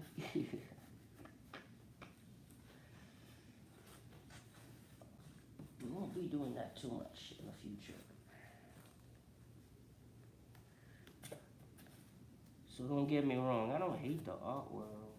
It's just, I used to think it was a art-inspiring, magical place, sophisticated, full of talented, smart people, and that's what I used to think the art world was about. I just want to be one of those folks. It's like, you know, when I was a kid, you hear about Van Gogh, you know, Jean-Michel Basquiat. You learn about all the Harlem Renaissance artists and all that kind of stuff, and it's like, then you learn about, you know, the Met, and you take school trips to the Met because you live in Connecticut, so you're so close to New York, and you go there, and you see all these wonderful stuff. It's all these classy, rich people and paintings, and it's like sophistication and all this highbrow world that you don't understand. It's like all this classical stuff, and it's like listening to Beethoven and Chopin and all that fancy stuff, because it's classical. And it's like all these fancy things and blah blah blah. But yeah, by the time you understand who Andy Warhol was and certain things about the art world and how the hype is shaped, what art is used for these days, like commodities and trading and wealth, moving wealth around, and ways to, I don't know, hide your taxes or whatever. Something about it kind of funky, kind of smells fishy, and you're like, oh, okay, it's not just you become an artist because you love art and you like painting and blah blah blah. Don't get me wrong, I don't like the other side of it either. The YouTube artist, the one that drips, the freaking YouTube channels full of freaking drips. Very popular channels, but freaking dripping paint all over the place. Drips. Yeah, it takes a lot of talent to freaking drip paint. Drips. Then you got the weed heads. You know, not just the weed heads, but you know, the people, the type of people who are like the crystal folks, the golden childs, the hippie type people who think themselves too good for the art world too, because they're wholesome and Mother Earthly, which is also bullshit that you need to wake up from. I just want people to be self-aware of what they're doing, how they sound and how they look, and are you doing the art because you just love doing the art? Or are you trying to sell some freaking religion with it? Some philosophy bullshit. Trying to be deeper than it needs to be. And I'm more deep in this. I'm doing it because I enjoy it. I don't need to be no deep.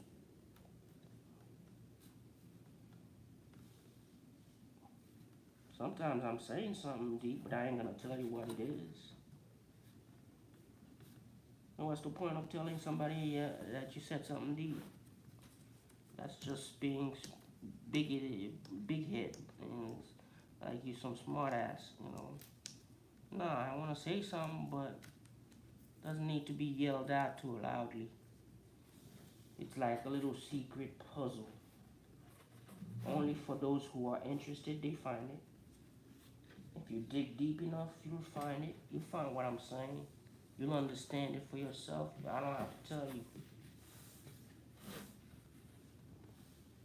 You don't have to tattoo it, you know. You don't have to make a flag out of it. You don't have to do anything. You'll find it. It'll be crystal clear. You'll see it. You'll see that meaning, what it means. Exactly what it means. I could be saying one thing and my art is saying completely middle finger over here. Different. It's telling you exactly who the hell I am and what that moment was about. If you're gonna spend all that time on something, it ain't crafts, it ain't a hobby. If you don't make no money out of art, people call it a hobby. So you have a nice little hobby over here. I don't like those people either. No, it ain't no hobby. I would love to be working on it full time, but circumstances to circumstances. Everybody has their own circumstances, you know, circumstances.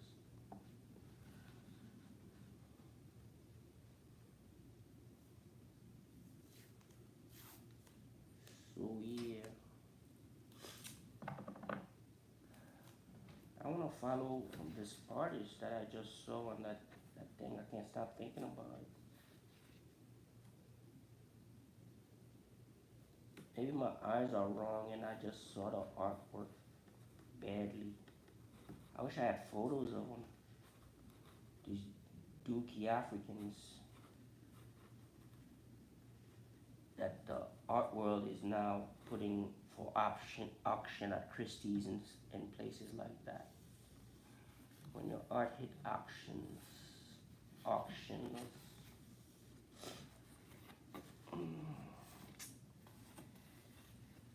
Yeah, that's what it is. Money laundering. It's not like they love your art. They are using it for money laundering.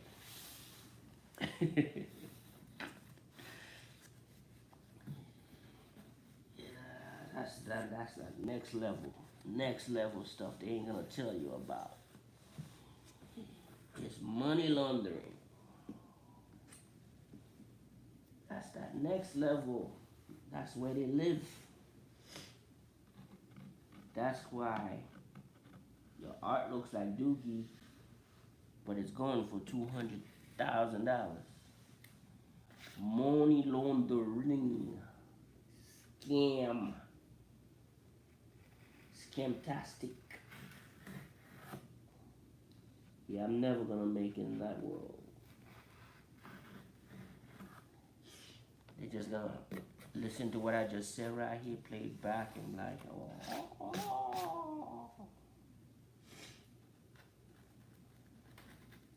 I saw this graphic artist, not graphic artist, but this digital artist who had his art in one of these auctions, and it was like, by the end of the auction was like some ridiculous amount of money, highest price ever paid for digital art. Like, wow. And he's sitting on a couch, his whole family was up and side down, hopping up and down, not knowing what the hell is going on. What are these people really doing with this art? Do they really care? Money laundering. If I do it, I go to jail. They do it, well, they get to keep their wealth for another 20 years.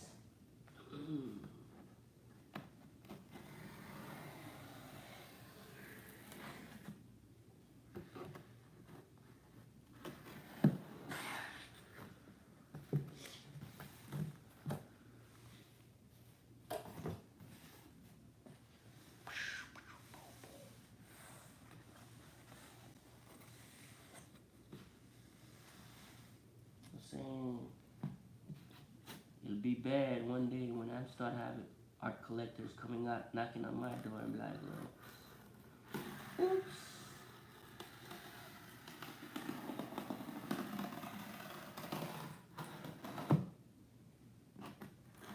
And you hear that noise, like, hey sonny, your knife is not that sharp anymore. Switch.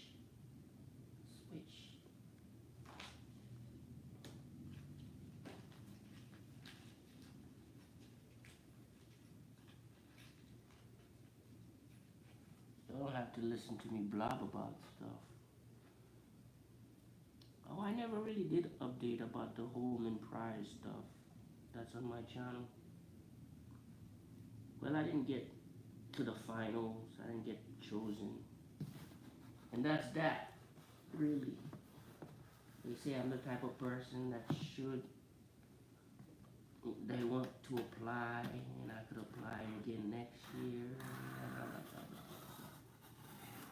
But I'm the type of person who's like, if I want to do something, you do it once, and that's it. You put all your heart into it. You put everything you got into it. Everything. Yeah. The first time you do something, you put your heart into it 100%. If it's worth it, and if you really wanted it, and it's worth it, you didn't get it this year, you keep try again. You know, that try again thing. That's okay. You can do that try again. That mentality of try again. Yeah, try again.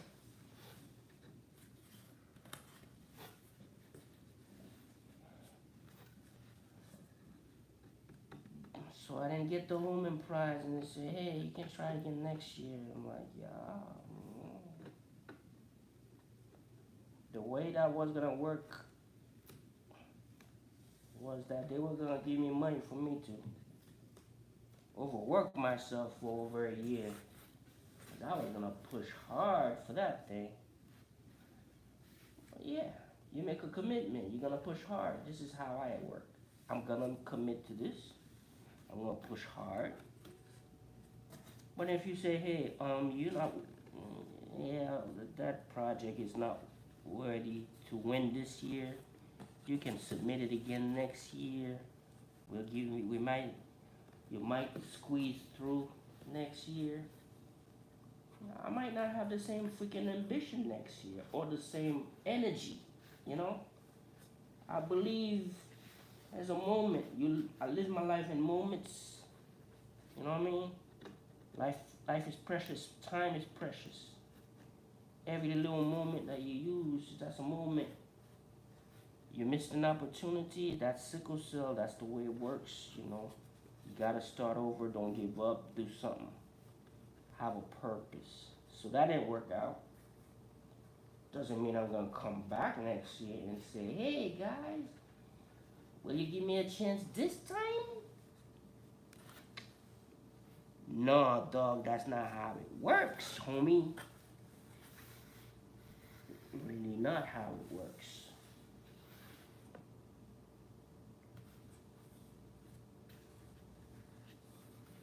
That's just not how it works.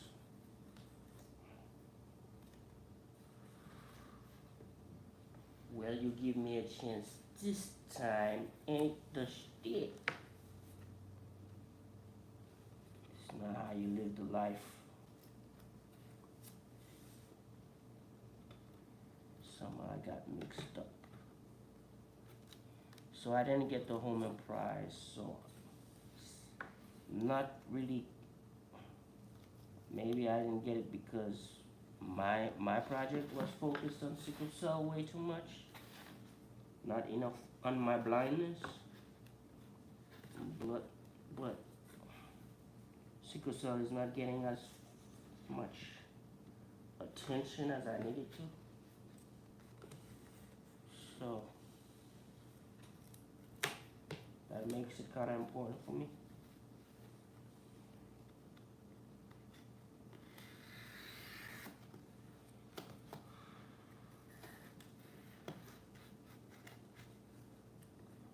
Getting to the point where it's getting too hot up in this beat. Too hot. I could turn on the air, but I just get a sniffles.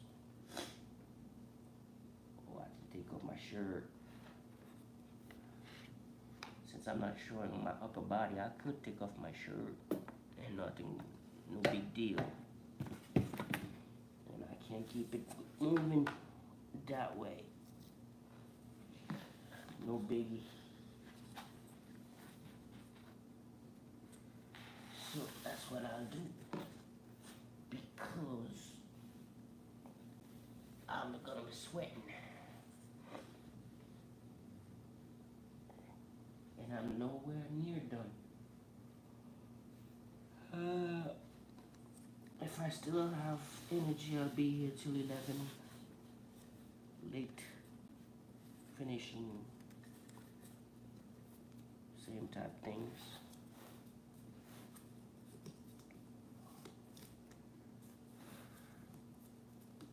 I have to try to move this stuff and see what I can save.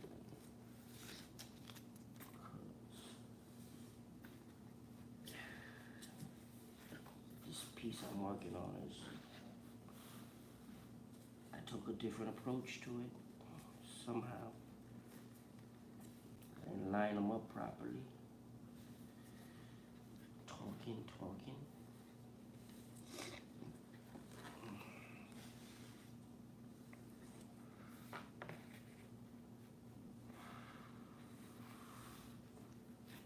It's really something though.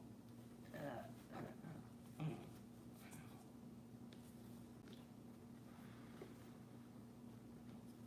need these things lined up.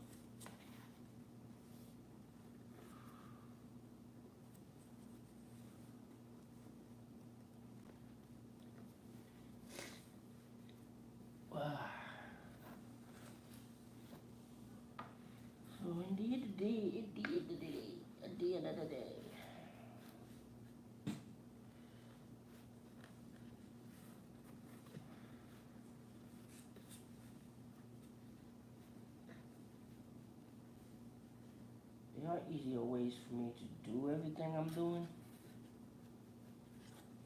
But since this is like one of my first pathfinding pieces for this type of work, I've already done 2 other pieces, but they were all lighter. They kind of helped me solve some problems to help me finish this.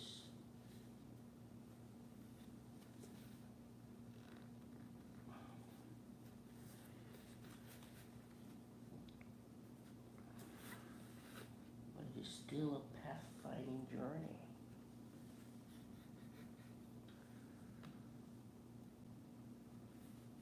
So titled is Pathfinder. It's an easy way of explaining what the hell this is. What was I talking about? I don't remember.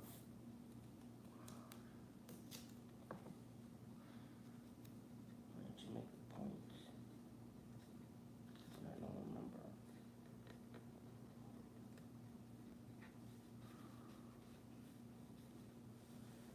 Yeah, I'll be here till 11 if I can stay awake or I have energy.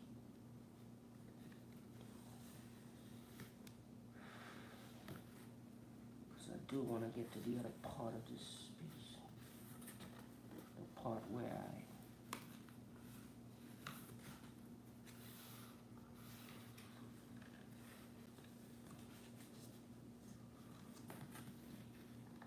oh wow.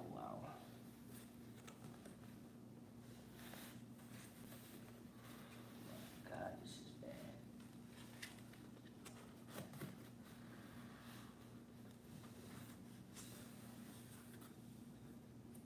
It's like everything it's like the whole energy got bad. I skip steps.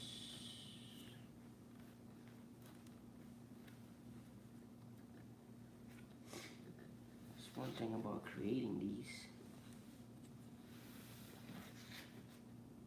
You can't be mentally exhausted creating these. Yes, you can. You can't be mentally exhausted being a painter either.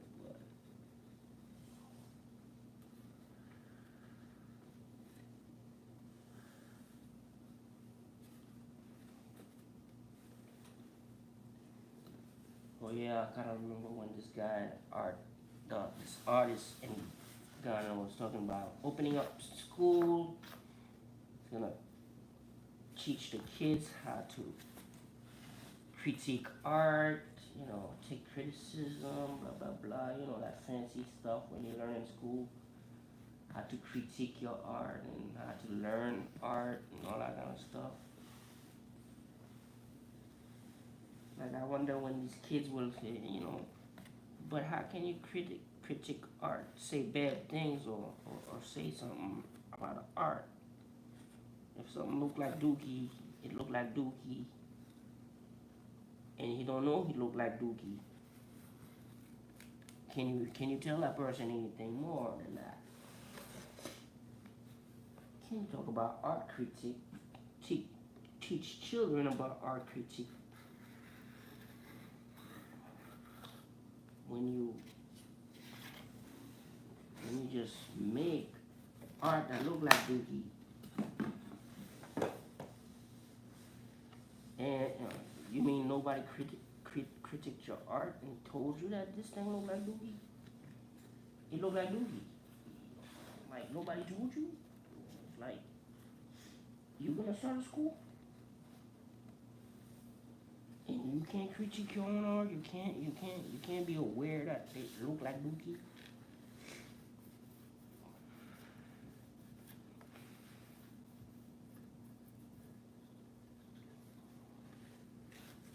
I'm not talking about the difference between there's folk art, people who didn't go to art school to learn how to paint something. There's a certain style, folk art, self-taught artists have, there's a certain look to that art. It's a certain aesthetic that's pretty pleasing to the eye. You kind of know what it is. You know, it's folk art and it's just person's creativity, as person's, you know, as person's pouring a lot of themselves into that art. It's like they may not have the schooling. They may not know the techniques that could get the line proper way, but they taught themselves how to make something pleasing. So it looks a certain way, but it's not dookie. So, but then I'm talking about an artist who somehow was born in Ghana, had enough people help or influence to go to a European art school, fancy art school, learn all about the process of fine arts and what that is all about. Come back home, can't sell any work for $100, and out of frustration or whatever it was, started doodling, painting with his fingers, making things look like dookie, and boom, the art world comes knocking. Hey, you famous for the dookie paintings. That's what I'm saying. In this world,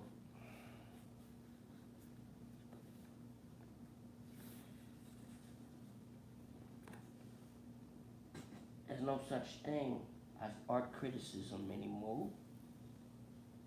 We don't really have art reviewers making artists famous or whatever. You know, Jean-Michel Basquiat had to put up with a whole bunch of art critics from the New York Times and other papers and other art-related print. Artists back then had to put up with, you know, the gallery, the you know, in Paris they had their salon and all this other stuff that they had to put up with, where, you know, the Impressionists were seen as not worth their time because they didn't create art in the classical way. They were Impressionists. They had their own movement going, you know. So there were people, there was pretty much gatekeepers, you could say, that would say, this is art, and this, we don't know what it is, but it's not art. Later on, the Impressionists became all the rave, and it's like, oh, I need to collect this guy because he's Monet and Vincent and Cezanne and all that. So at the end of the day, at the beginning they got snubbed, but at the end of the day they were the winners because, you know, they kept their truth. The way they were painting was not being recognized at first, but at the end of the day, all the snobbish people kind of, you know, lost because their style was a little bit more human, a little bit more impressions, a little bit more, you know, alive, and so it was a new thing, right?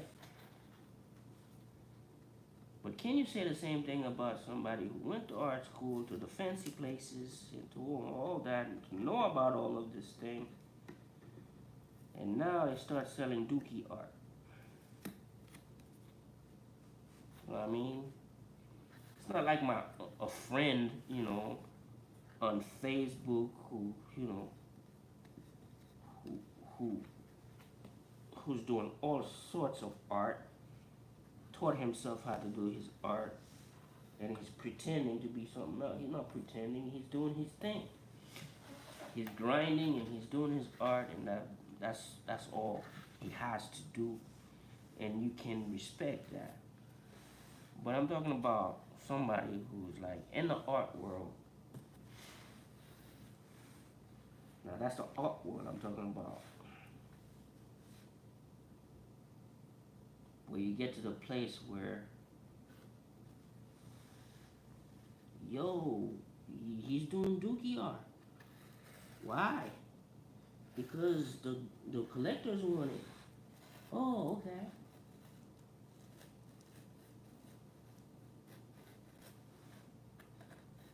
Yes, have it in the same sense saying, oh, I'm not Mr. Big. I'm like, no, you shouldn't be Mr. Big because it's like, can't take your shit seriously, you know what I mean?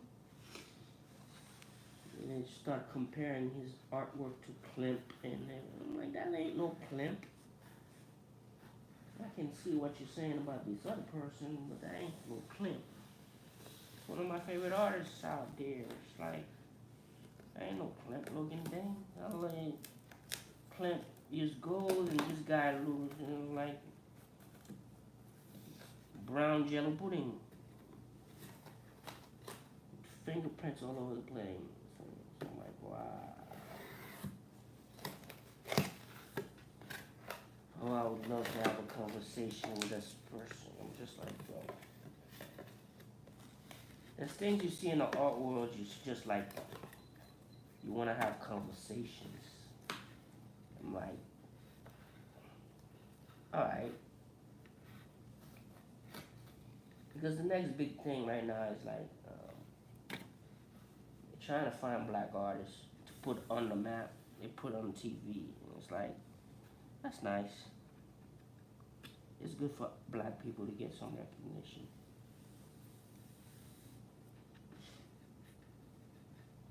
I'm not saying the art has to be on the same level. But I would like to see at least some lines of that tradition. And like color theory, color stuff, and some kind of uniqueness of the impressionists, you know, some type of saying like, okay, this is part of me, this is who I am, this is my impression of things,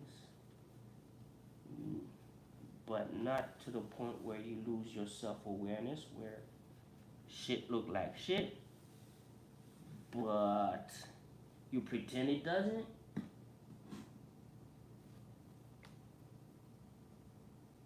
You know what I mean?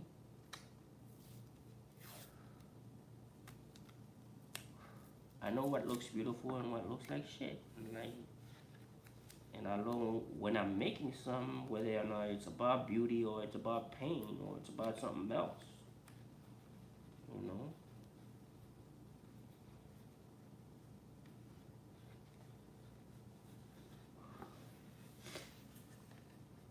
And I think I saved this piece. I was getting lost down here for a minute, making it harder than it needed to be. Just a few more cuts and I'm done.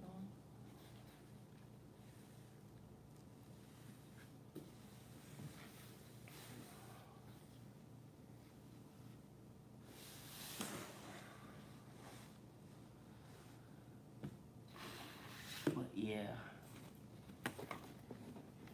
that really was something I watched. I gotta get his name, since I'm talking so much shit about it. I could go back to DW and see if they're gonna air it again.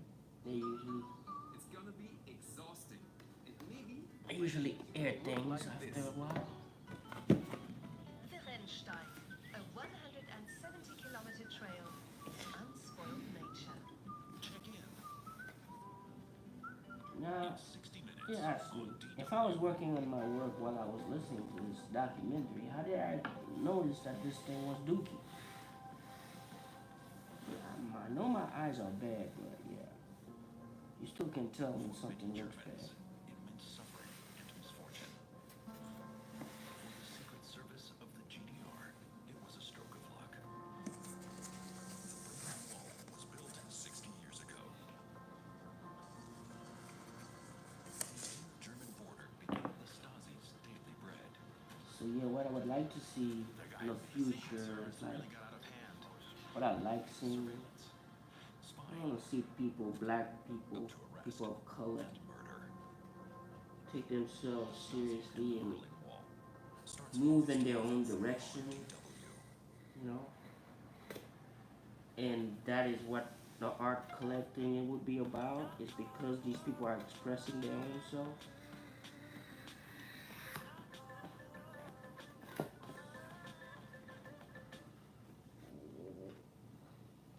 Water is one of planet Earth's most valuable resources. Without clean water, we couldn't survive. But too much of it can also have catastrophic results.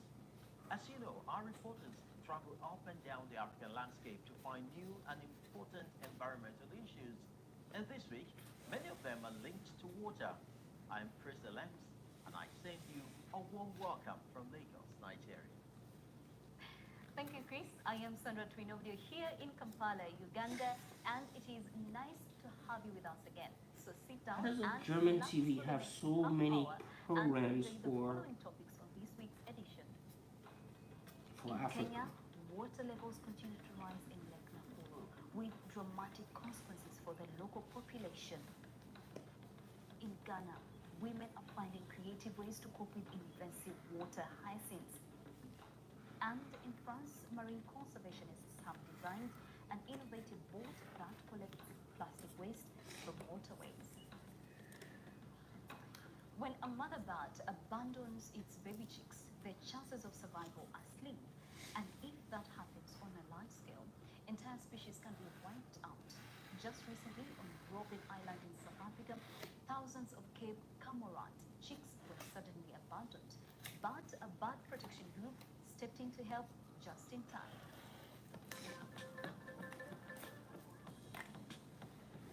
Now, what exactly happened to this This girl? little cormorant gets an injection of nutrients, slowly building up his strength.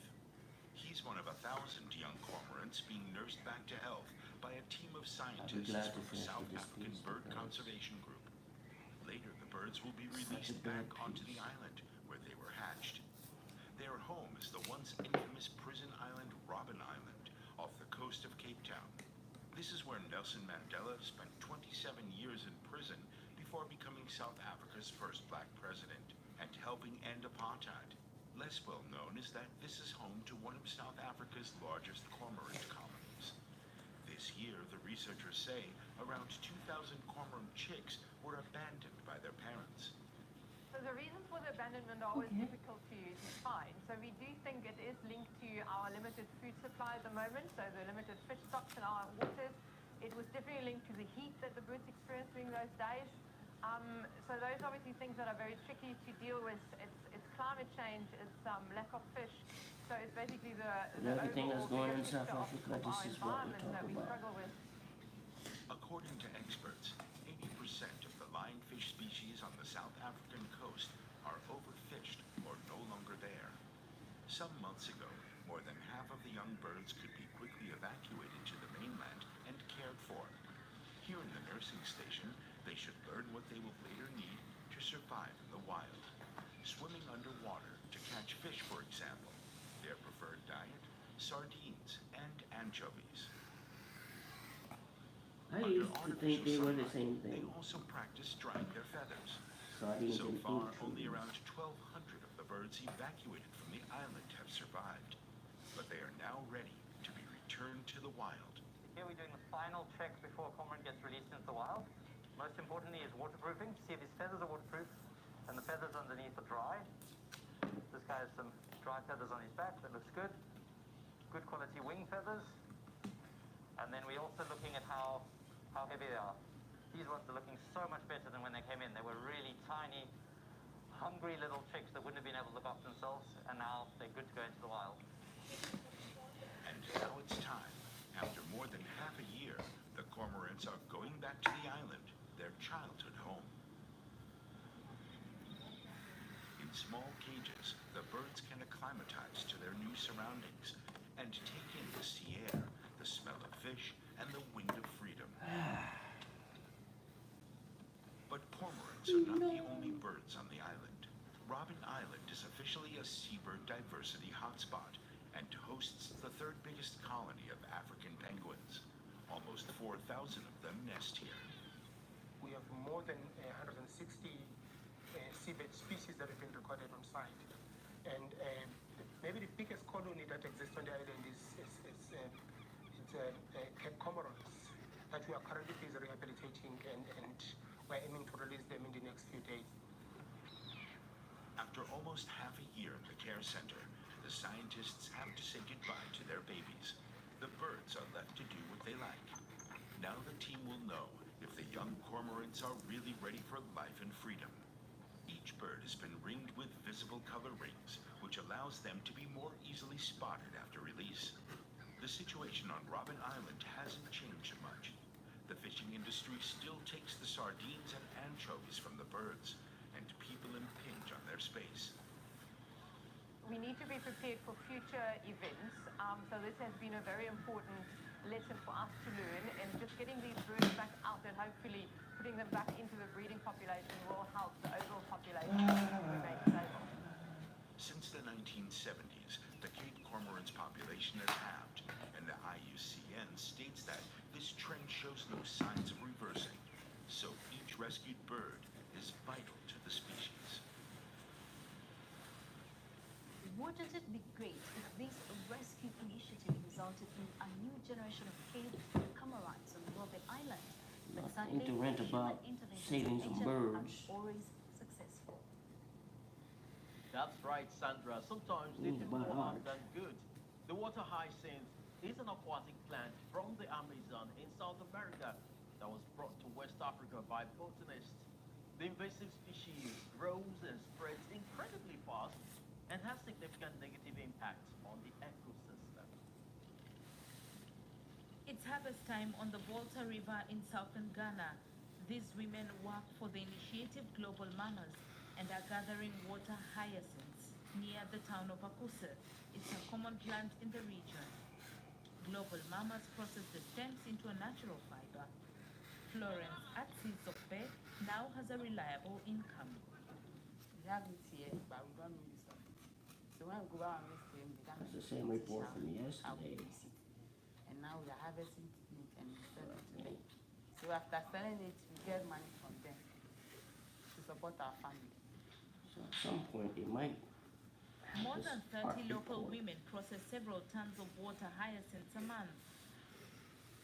The plants are invasive and highly problematic, especially for fishermen. Here on Lake Victoria, its dense foliage creates a sort of floating mud that makes it hard for boats to move through the water. The fishermen catch has fallen dramatically.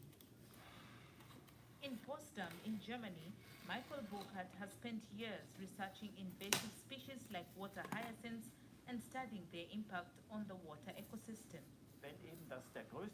When most of the sunlight is absorbed on the surface, then much less reaches into the depths. That leads to a big reduction in algae growth. And so there are no available nutrients at the very start of the food chain. There are no water hyacinths on display here because they are no longer allowed to be grown in the European Union. In Africa, where they've expanded massively, efforts are underway to find new solutions to combat the invasive species. There are two types of weevil that eat water hyacinths and breed on their leaves. So they were introduced in problem areas in Africa as a way of reducing the plant's spread. But before you do something like that, you have to be absolutely sure that they won't choose other African aquatic plants over water hyacinths and start eating them instead. In most regions, the plants still have to be harvested manually, ideally before their growth has spiraled out of control. Global Mamas only process a fraction of the water hyacinths harvested from the Volta River, but at least they have found a constructive use for this invasive and highly challenging species. Time for another report about the threat to our waters. plastic is putting marine life in peril. Every year, over 10 million tons of plastic waste are dumped in our oceans. In this week's Doing Your Bits, we'll take a closer look at one innovative solution.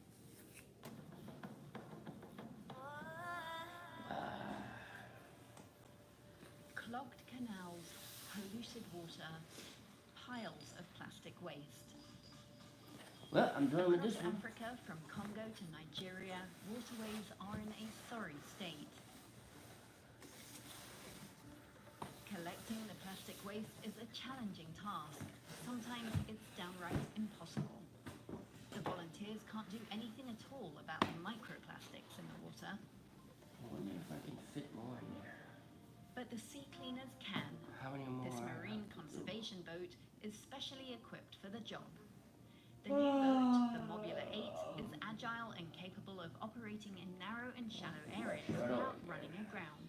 During a trial run in Paris, the decontamination boat collected plastic debris and everything else it found in the water. Yes, amazing. With this boat, we can store more That's than how I 2.4 bribe tons myself of waste doing per this day piece. on extensions designed Ice specifically cream. for this purpose. We're also able to collect up to 600 liters of liquid waste, such as hydrocarbons. The waste gets sorted on board, with plastic separated from algae and other organic waste. The net can be lifted up, and then sorting operators will separate. I can go back. This model is simple and stylish. Oh, this is my man.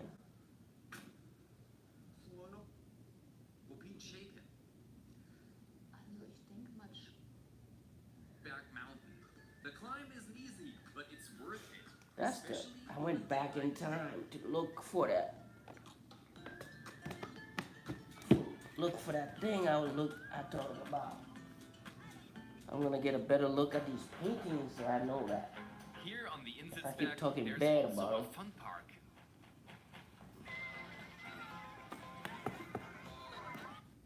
Pine slide. I want to try the V-Flyer. Let's go a little bit more. When do we get there? Even the glaciers, and that will lead to tragedy. And those support you. There we are. And act to save I need to treasure. listen to this story very clearly because this is dude I was talking mess about. Nothing personal, it's just the art stuff. From a person who got the education that could be doing better, but Confident. Strong. Black. y'all lying. They tell their story, and that of the person who created them. Y'all lying when you say it. Amoko Boafo, the new superstar from Ghana. The Dookie art. Y'all lie when you lie when you lie. I'm black, y'all. When you black, you can't lie to people. China, the largest shopping center in the world, combined with the world's most impressive transportation project. Let's get to this thing, man.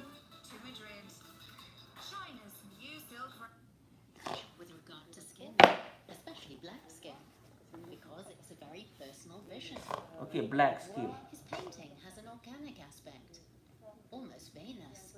It's as if you It's can see organic, the but he's using a It's paint plastic that goes glove. onto the skin.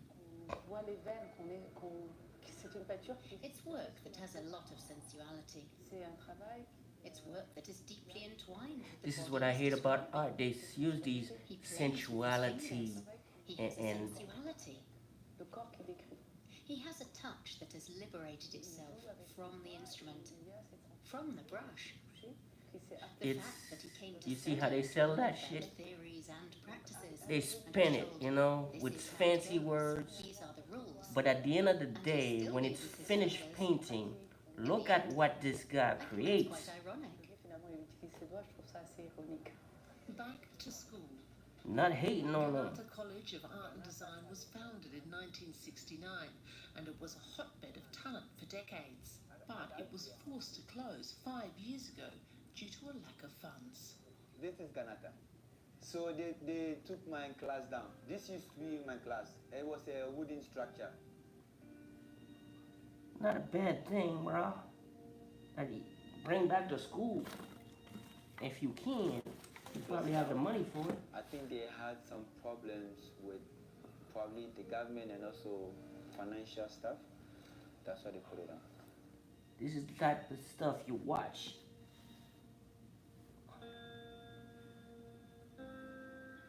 Arriving in Canada, I was a bit late. Financial stuff. But yeah, I arrived a bit late because I have to raise all the money and make payment. And I saw this pencil work on the board. For me, it was amazing. I was thinking, how did the person do it? But then, I checked the energy of the class, and they were laughing, like making fun of the person. And so, I had all my drawings, and I was like, oh, I need to hide them. So I hid all my drawings because what I had was not even close to what is on the board. And already they were making fun of it. Museum.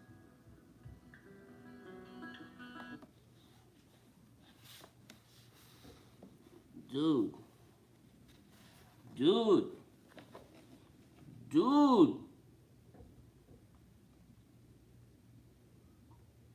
Who is self-aware? Yo, for real. Dude.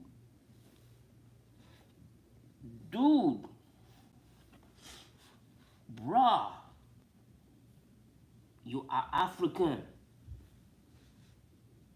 Pride. People of color. Proud. Dude.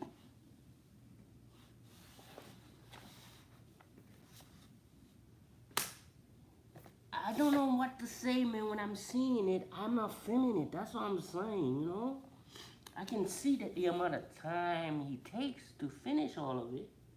You got a little plastic glove here, and put this little finger over here, over there, yeah. But the process of finger painting and trying to make a human figure, not giving it any attention to the curvature of the face, the 3D-ness, the physicalness of this thing. You're just focusing on the tracks that your fingers make. At the end of the day, the painting is a mess, but ugly. And this is what is hot. That's what I disagree with. You take a young man, you blow his head up. From a private Munich collector now has its place among Boafo's great role models, Egon Schiele and Gustav Klimt, who shaped right next to Klimt. Right next to these big names. Representing Africa. Representing a black person's legacy. Having, access to this is what they look at us as. Amazing to finally, get to see some art and, be in. This is what it is like. That's how dangerous it is when you in our world. You come in. You got a representative. They blow your head up with some fancy words, and they try to sell your art in a fancy way. Kid went to school. He has the talent to draw it another way, but when he was drawing it the other way, nobody would buy it. But now he's drawing these ugly dookie looking things. Look like chocolate pudding or dookie with finger tracks. He's a superstar. But there's no pride in it. You can't be proud of that. There's no Black History Month thing here. This is exploitation. Go Boafo, that's 6,800,000. 6,800,000. Look at this shit right there. Bright as yellow. Then you got the fingers, dookie street. Come on, brah. Look like a zombie that just came out from the ground. 7 million of blood clot. In the summer of 2020, fueled in part by debates surrounding the Black Lives Matter movement, Boafo's work sold at auction. Black Lives Matter and every other thing, they ride up on that thing. They ride on it. Revolution. You know, they ride up on it, take advantage, and they do this stuff, but they don't do anything serious. It's all a cartoon to them. More than 15 times their estimated price. Yeah, so when I'm working on this stuff, for 2 years, and I get sick and I have to bow down to this illness and I have to stop. When I'm looking at other artists who are, you know, doing well now because they rode whatever wave they rode on to make it. But when you put this thing on a documentary, when they trying to tell you that's the hot shit, that's the hot stuff, that's the pride of Africa, that's the pride of Ghana, and when they try to tell you this shit right here can stand next to a clip, or you know, Gustav, you know, something you've been looking at all your life, you know, in art history books, and you're like thinking, oh yeah, I like that kind of style, blah, blah, blah. Look at the shit, man. When you have self-awareness, when you take a step back and you think about it clearly, there's nothing deeper than that going on. If it was a statement about skin bleaching and African self-image, you know, how we try to make ourselves look European instead of loving ourselves, the natural us. If it was some kind of statement, then you can, yo, it's all good, you know? But this is the art world, and this is what goes on, and that's how you make it. When you reach such high prices, you have to listen to the market. And the market is saying, we want Amoako at any price. That's the market. That's money laundering. To be able to find a balance between what the market wants and what's good for the artist in the long run. Amoako Boafo is not the first artist to be thrust into dizzying heights of fame by the art world. It's a beautiful thing to feel special, but you also just have to know that you're just an ordinary person and everything can go wrong. Yeah, everything will go wrong, bro. You have to be self-aware of that. Don't buy too many expensive cars. Keep yourself humble, because you gotta be self-aware of that shit. By force. Oh. Fancy stuff, man. No hate to the brother. I have the option to move anywhere I want to. Playing tennis, bougie as hell, you know, can like live a nice life. It's all good. But for real, when you're keeping it real, yo. Yo.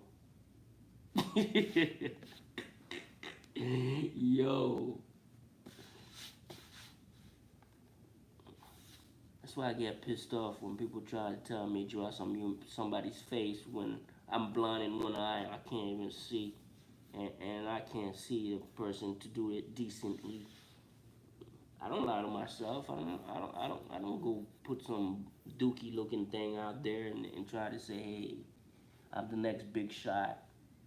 you should be honored that I painted you. You know, that ain't every single painting look like everybody else because the faces don't have no facial features. You can't tell one person that he painted from another person that he painted because they all look like Dookie. You know, they don't have anything going on for them but the fingers patterns that's the squiggles, earthworms or whatever. It's like, you know, it makes it look like, you know, a zombie or a Dookie mess. I can respect the brother, I just can't respect the art world for doing that. You know, it can also just Make your money, man. Get your money right now. It's all good. Make your money. And continue to explore new territory. Make your money. If you look at my paintings, some of the composition's cool, but get to the face. You see that fashion has. Get to the face. Whoo-wee. Lord have mercy. So I love fashion. You know, you don't have to say. You know, that's the next Jean-Michel Basquiat. That's the next hotness. That's what we're selling us. You know, Black Lives Matter and all the, you know, progressive movement for black folks going on, to not to take any shit from nobody. That we black and beautiful and all the movements going on and all that jazz, you know, all the goodness. You can't take that vibe and turn it into something beautiful, something that's you, something that's personally Ghana, something that's, you know, says something about your people. But that's the art world. That's how it breaks you. You know, for years, if you've been grinding and you can't sell your stuff for 100, but then you do the Dookie painting, suddenly it's hot shit at Christie's and auction houses, and they're money laundering your work for hell. So you become the hot name, the little whisper in their circle. Yeah, so just taking a break now, but I don't have to spend too much time on that. So when people think, yeah, I won't, I think my shit is the hotness, my shit is the thing. Nah, I'm not mad at him because he doesn't have like 20 other people, which he should be having. If you live in Ghana, might as well hire 20 other people to paint your stuff for you. But I don't think they have the same finger sizes, so whatever it takes, bro. Whatever it takes. Make your money. While you make your money, what I'm saying is have some self-awareness. If your shit look like shit, be aware of it. When you're selling them shit, be aware of it. Like you come on TV or they saying all these fancy words and you're like, when you look at the definition of them words, they don't match. And you know people lying to you. This world is full of freaking lies all over the place, and the art world is supposed to be our place of solitude, the place we get away to get our spirit and our minds right.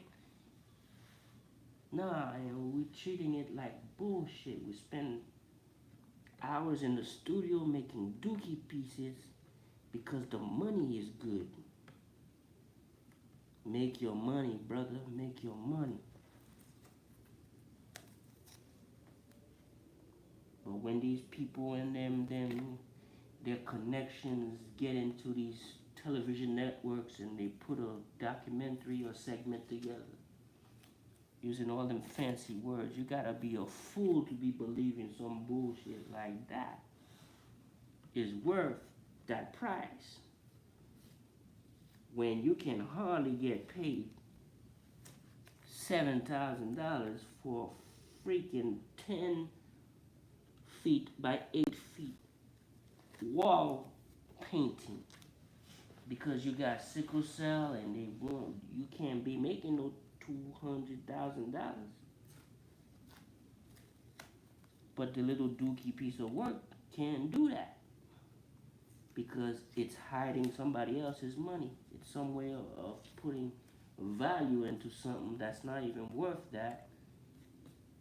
It's just worth that because people agree it's worth that. But that's their hidden handshake, their club.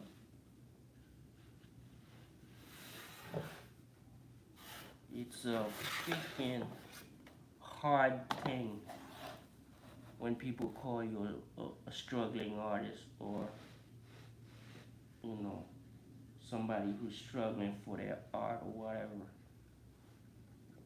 Africa is hard. Ghana is hard. People struggle over there. If somebody can make their way out, even if their school got shut down, they found a way to get some extra education somewhere else.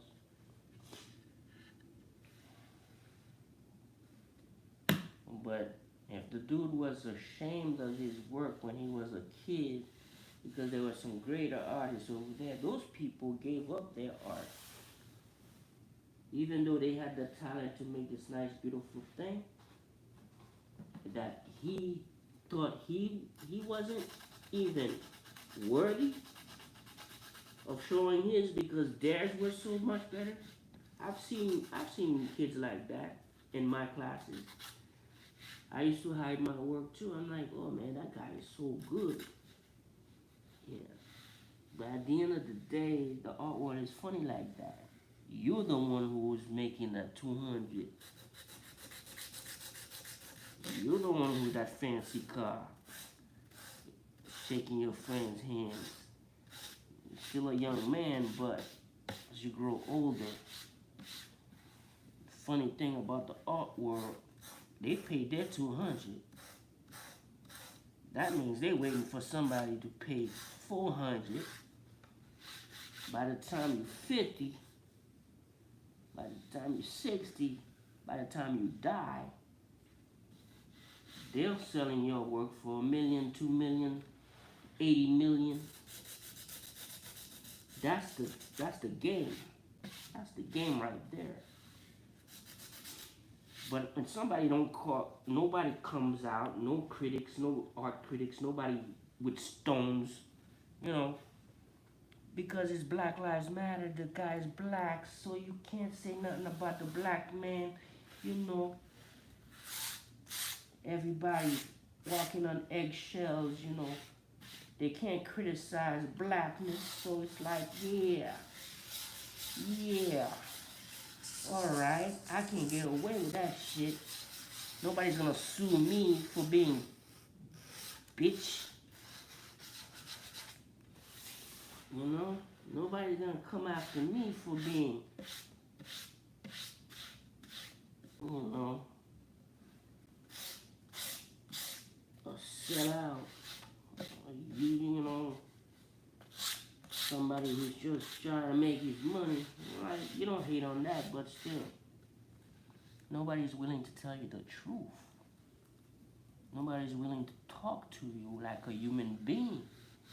You use your shit, they say stupid shit about it, they lie about it, and everybody grins like it's the truth.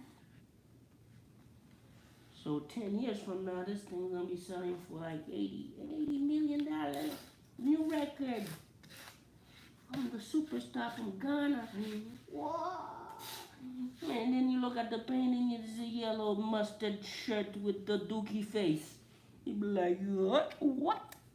You know, part of your spirit be like, what the fuck is wrong with y'all people?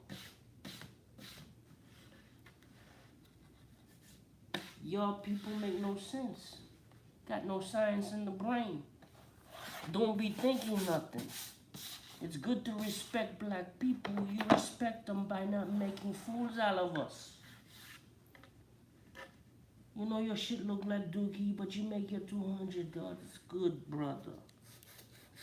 But that doesn't represent your culture, the people you represent, the people you paint, the people you from, and the rest of us that has to look at your shit.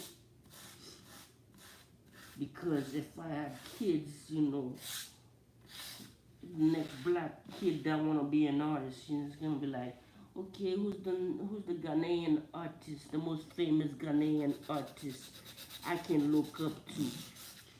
And the kid look at your work and they go like, this is Dookie. There's nothing inspiring about Dookie. No fancy words will fool a kid. It won't raise the kid to say, hey, I want to be an artist. I'm going to draw Dookie too.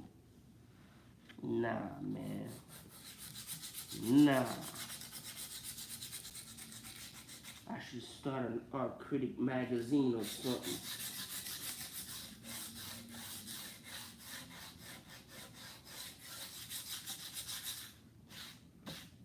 Because I have one eye, I make mistakes. I see where my mistakes is. I send them off this thing. It takes me much longer to finish my work because I can't see jack. You know, but I can see well enough to say, hey, that face only has one shade. It doesn't have any lighting, no curves, no structure. It's just the finger squiggles you can see, and that marks it as this man's work. Yeah. Well, at least he's not drawing Bugs Bunny, but I'm just saying. When I used to draw Bugs Bunny in high school, that used to be one thing, but to draw it, you know, later on in life, you know, that's not my work. I have to find my own path. And that's the path you find. It's like you have to be careful where you land up. In art, it takes a long time to find who you are. It's like what you do. I didn't think I ever landed on some freaking puzzles. The only time I did jigsaw puzzles, when I'm sick and somebody bring me some jigsaw puzzles, I didn't last long on them. It's like I like the pictures, I like the shapes, but I wasn't really all down.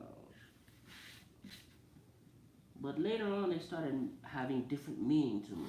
It's about the questions and about the journey of my life, about all the questions.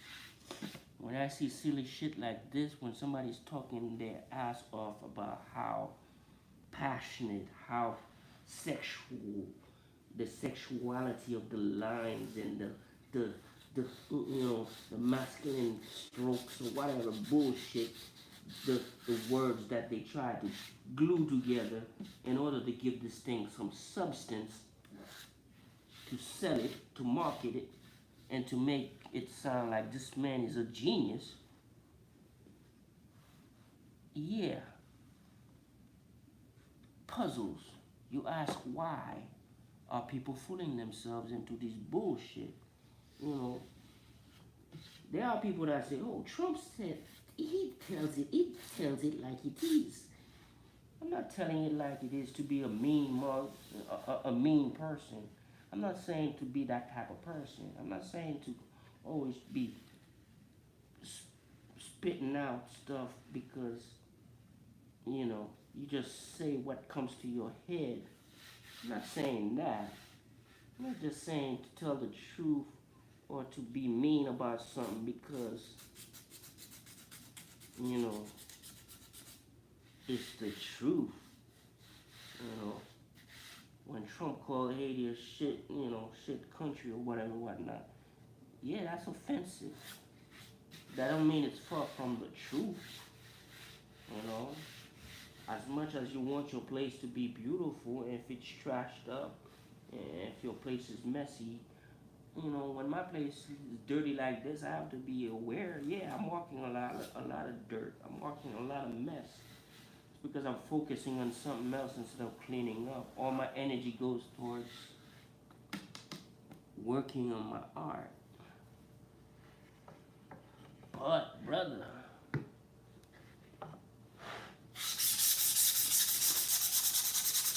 when you lie to yourself, that's a whole different story.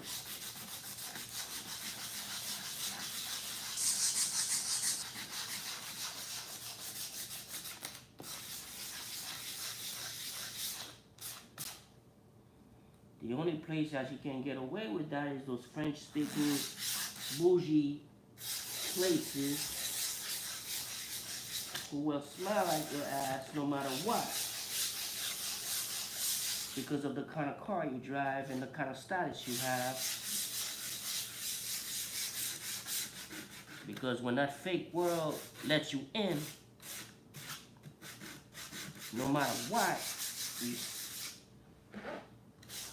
that's status, and that's why you make it into a segment on the news or documentary.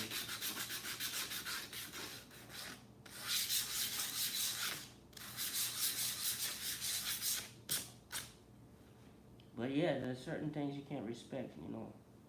You can't just pass by. You can't. I don't know how you learn that kind of manners. Is it manners that you don't say nothing nasty, nothing bad, or you lie to yourself that this is the best a black man can create as an artist? This is the best form of art we have in Africa right now.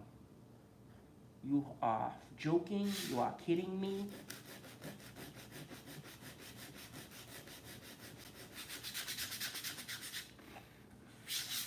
I've seen some nice shit from Africa. I've seen some real nice artists out there doing some real dope shit.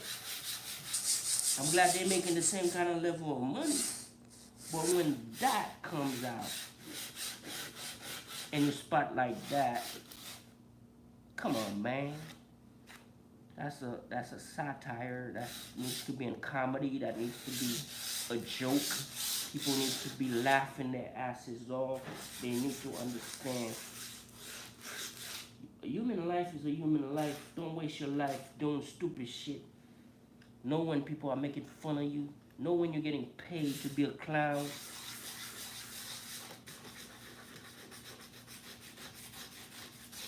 That's why I can't make no money. Because I'd rather spend my own money to create my own thing than allowing people to make me a clown.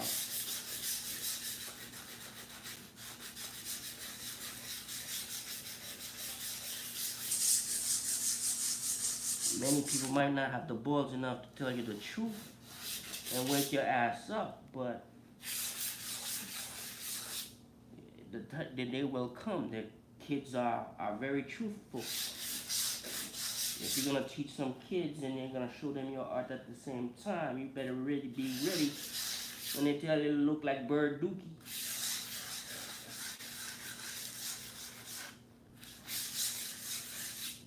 You can't be serious.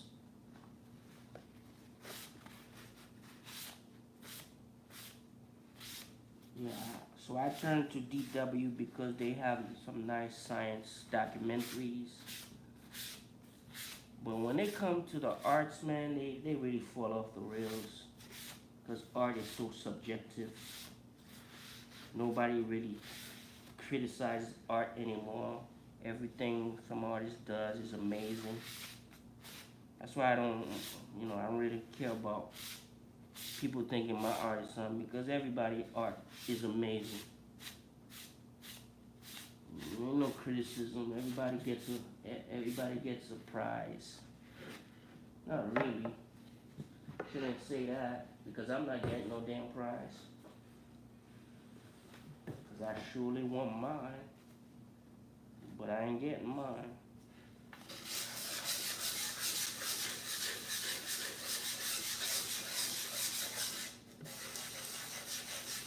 The reason I'm sanding this stuff because it has to be glued later.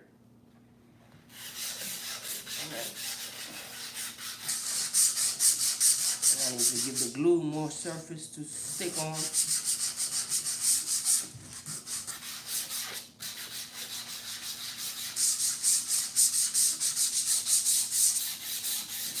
And it kind of cleans it up a little bit.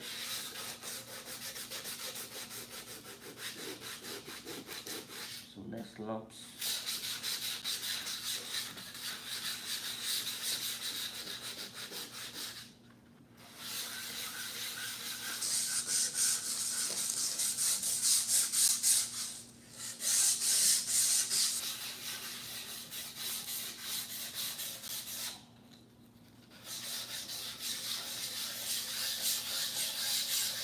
I feel bad sometimes. It's like you see a young man, it's like, and from a country you enjoy, you like the history of the country, you like the people, you know people from there, you can know that nation is, you know, my ancestors might have come from there and all that kind of stuff, and you kind of know what's up. You see stuff like that, you kind of want to, you want to see more. I've seen other artists from Africa featured in this channel and they're not painting dookie. They're doing some real good work, you know.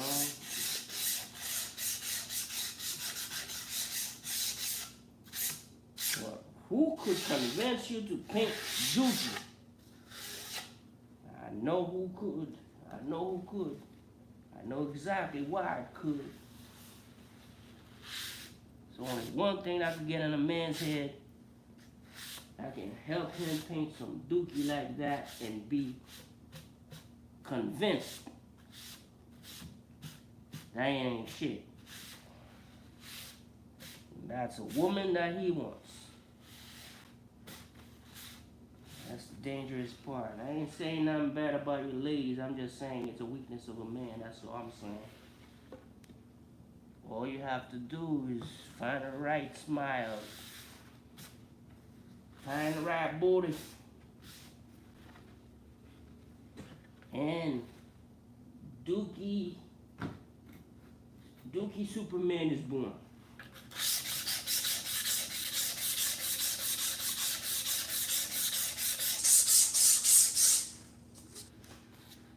You know, you could say the same thing about Basquiat, but I really like Basquiat's work. I think there's a lot going on in there. There's a lot of thought put into it, and it has some kind of meaning, messages, and all that type of stuff. When you're doing portraits, and you look like you're ripping off Kehinde Wiley while you at it, you just can't pull off the images. And there's something else going on.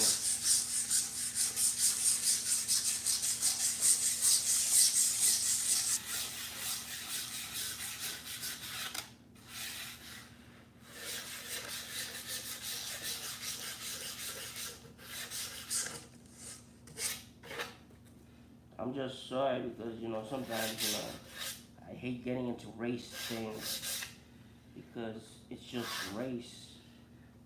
But there's a certain level of racism when people try to make you look like a freaking symbol, some kind of character from the old racist past.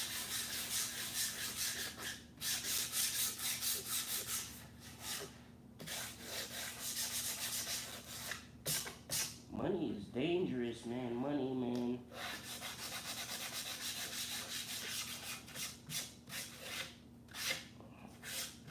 Money could make my life so much easier right now, and I do want to make my life easier.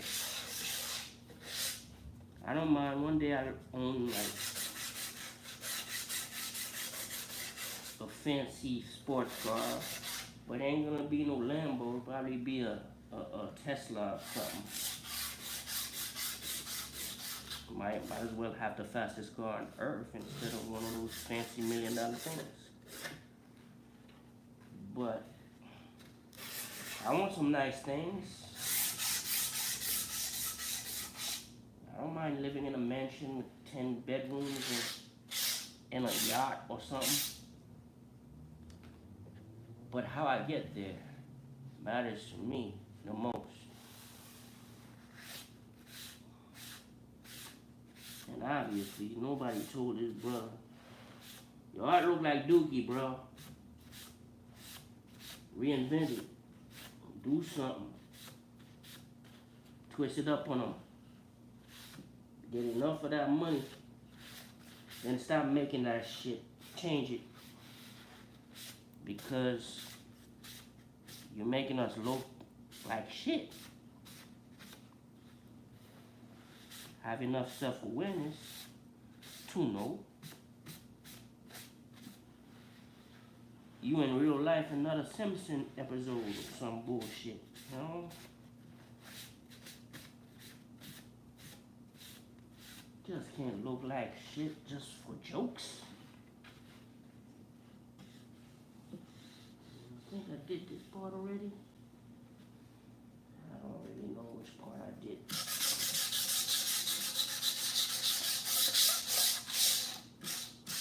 I'll figure it out later. I got these 2 pieces to do that I can be finished for the day. So let's go for it.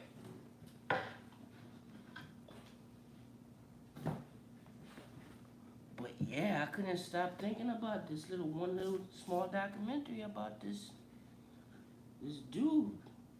I see he's using the paintbrush to touch it up, and I'm like, what are you touching up? Can't you see it's ugly? By the time you're using the brush to touch it up, can't you see what you just made? What is the message?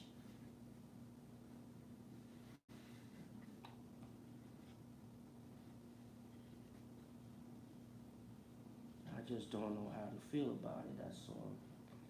Sometimes, you know, those kind of things, man. You're looking at other black men who are struggling to make certain things of themselves, and it's like, it's heartbreaking to see them, like, used and shit, you know? You fell in that trap and they are being used, and I'm like, yo, y'all out there at these little wine parties laughing at this motherfucker. Y'all know exactly what y'all doing. Used. Okay, they give you a nice car, they give you a check, whatever, blah.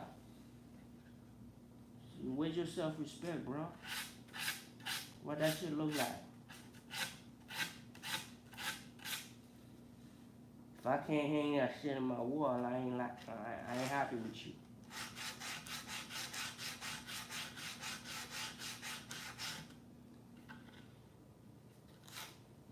I like art, and I like black history, I like black art.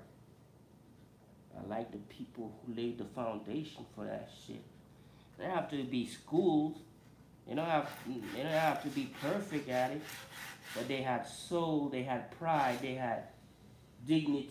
There's a dignity in it, you know? That's the word that's missing from this thing. There ain't no dignity in looking like shit, looking like dookie, you know? It's the first thing that comes to mind. Where's your dignity, bruh? You don't want to hear the tragic story where this brother he found somewhere in some hotel on drug overdose because he got so much money he don't know what to do with it. You know, die young, and they keep trucking his artwork into vaults to save for later so they can sell it for 80 million instead of 200. That's because they ripped out all the dignity of the man. When he didn't even notice. He got his head full of lies. He got his little French representative talking some jive.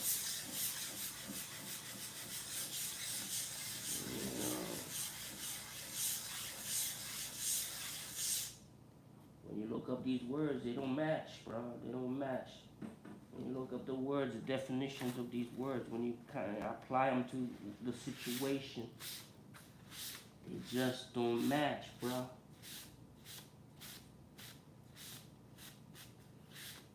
That's how people, it's like, get tired of this world. That's why I'm doing puzzle pieces, because it's an enigma, a question. What kind of cancer does this world have that they're so clueless about the truth, about fact finding, about reality, about solving issues, and getting to a place that things fit together. And if I took this piece and I took another piece just out of a whim, doesn't mean it's gonna fit together. I have to find the right piece to make sure that the right piece goes at the right place so that it could become whole. And that's what my art is about. That's what my art is saying. It's the reality of knowing things have to fit together somehow. We are all connected somehow. And if there's a question out there, there's a solution somewhere. There's a piece missing, you just have to find it, pathfinding it, searching, experimenting, try to, you can't force it in, but you try to see if it fit, and it don't fit, you realize it don't fit, you don't spend 10 years trying to wedge it in, you try it somewhere else. That's what my puzzle art is about. Reality. Learning to live with the reality of a moment. Solving issues. Being open to the truth of a moment. And just being real with yourself. If you can't solve something, it might take you years to, take a break or whatever, but there's a solution somewhere. Well, we live in a world where we lie to ourselves instead. Everybody get insulted by the truth. You tell somebody the truth, they're insulted. They want to cancel you. They want to change the truth into something that is more palatable for themselves, and it's like, what the hell are you talking about? That shit look like dookie. That's what I'm saying. Yeah, I can't use that. I just put a big old crack in that. Because, the crack will come one day, but I don't have to make it part of my piece. Even though this thing will crack up one day. But it doesn't have to be part of this piece. It doesn't have to become part of my piece. Even if somebody's gonna damage it and whatever, blah, blah, blah. It's like, the crack is over there. I'm not putting in my piece. I'm the one who stepped on it and broke it. No, I don't have to make it broken. I don't have to make a broken piece. It's not reality to the moment. It's not a good idea. It's not who I am. It's not the way I want to express myself right now. Because I stepped on it. I'm lazy. I don't want to go find another piece. Nah. I'm just going to cut one piece out of that. And the rest of y'all have to find another way to make it into some other dookie art. Not mine. Find somebody who's okay with dookie. Who lives the dookie lifestyle. Not okay with dookie.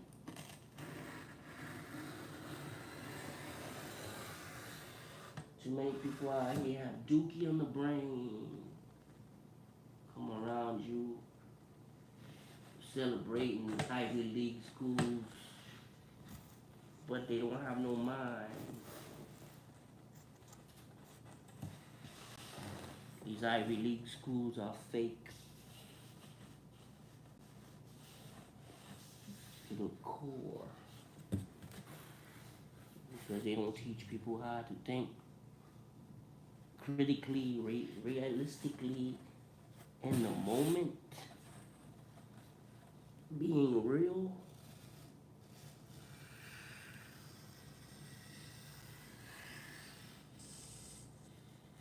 Put up with dictatorships, terrorism, assassinations. You know, we put up with all types of things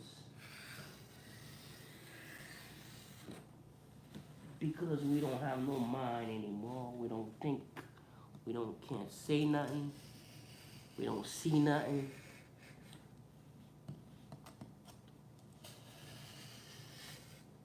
Dude, you're painting over this thing with a brush after you did it with your fingers. While you look using this detailed brush, can't you see the thing that you just did was dookie? And like, imagine myself putting myself through that. 16-hour days in the studio and I'm painting dookie. I'm like, what? Who paid you for dookie? That's real slavery right there. Mental slavery. You've gone too far. You're in the studio for all these hours painting dookie. Make you feel good.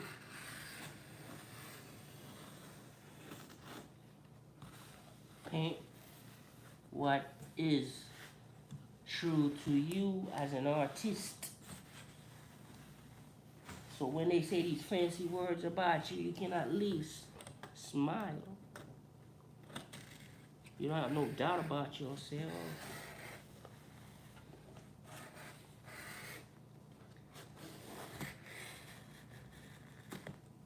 I blame that shit on that macho shit. You know, I know that type of shit. I don't know why we come into two forms as men.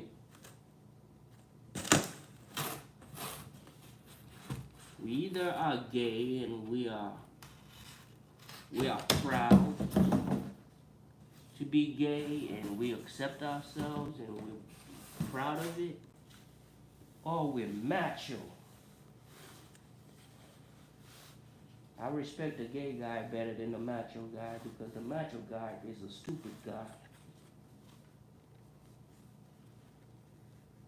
Where being a man means more to him than understanding reality. Because now he thinks he's a god, so there can't be nothing wrong with whatever he does.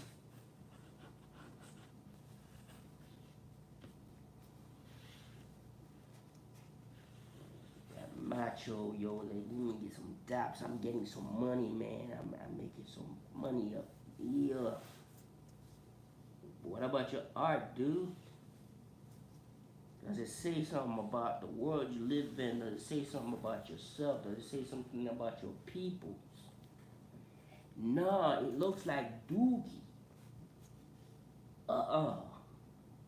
That's why it sells.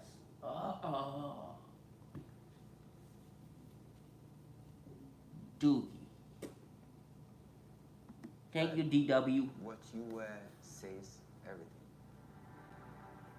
Intrigued by Boafo's love of fashion, Kim Jones, the creative director at Dior, invited him to collaborate on the summer collection. Oh yeah, that's the funny part. Dior, the clothing house, Dior, put them ugly dookie faces on the on shirts and shit. Dior.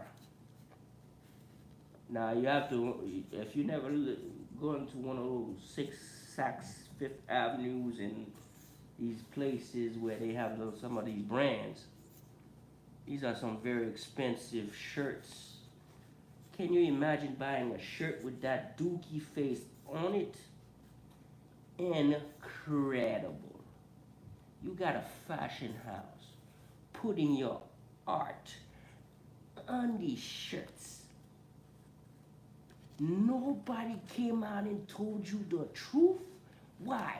Black Lives Matter? No, it's not about no damn Black Lives Matter. Black Lives Matter is about police not respecting black people's space and shooting them for no reason. It ain't about no artist making dookie paintings.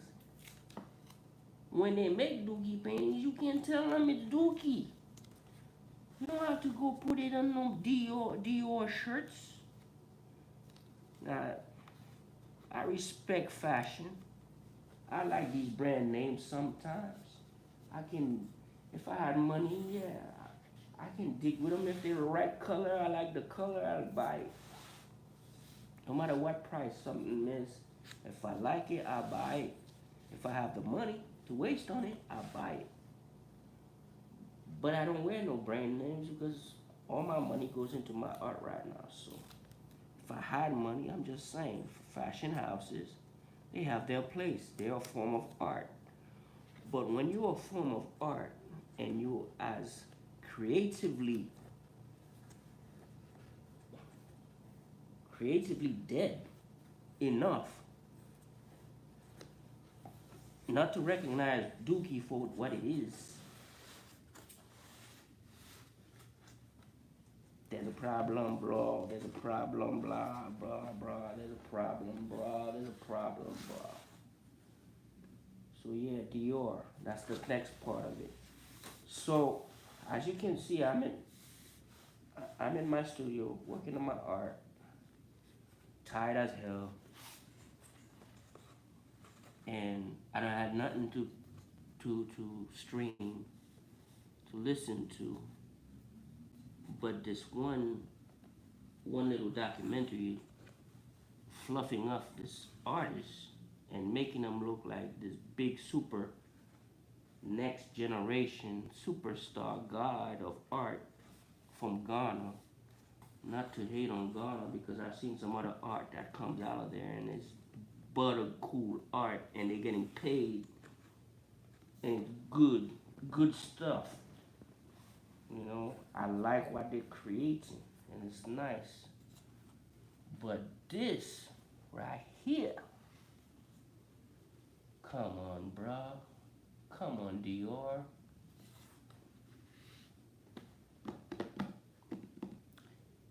It's what I don't like about it the most is not the fact that people can't accept reality. It's just the next part, the most controversial part of what I could say about it. There's a racist stigma in it, you know. Just saying, it's just like, for real. In some ways, people think you're a joke, you know. They're not taking you seriously.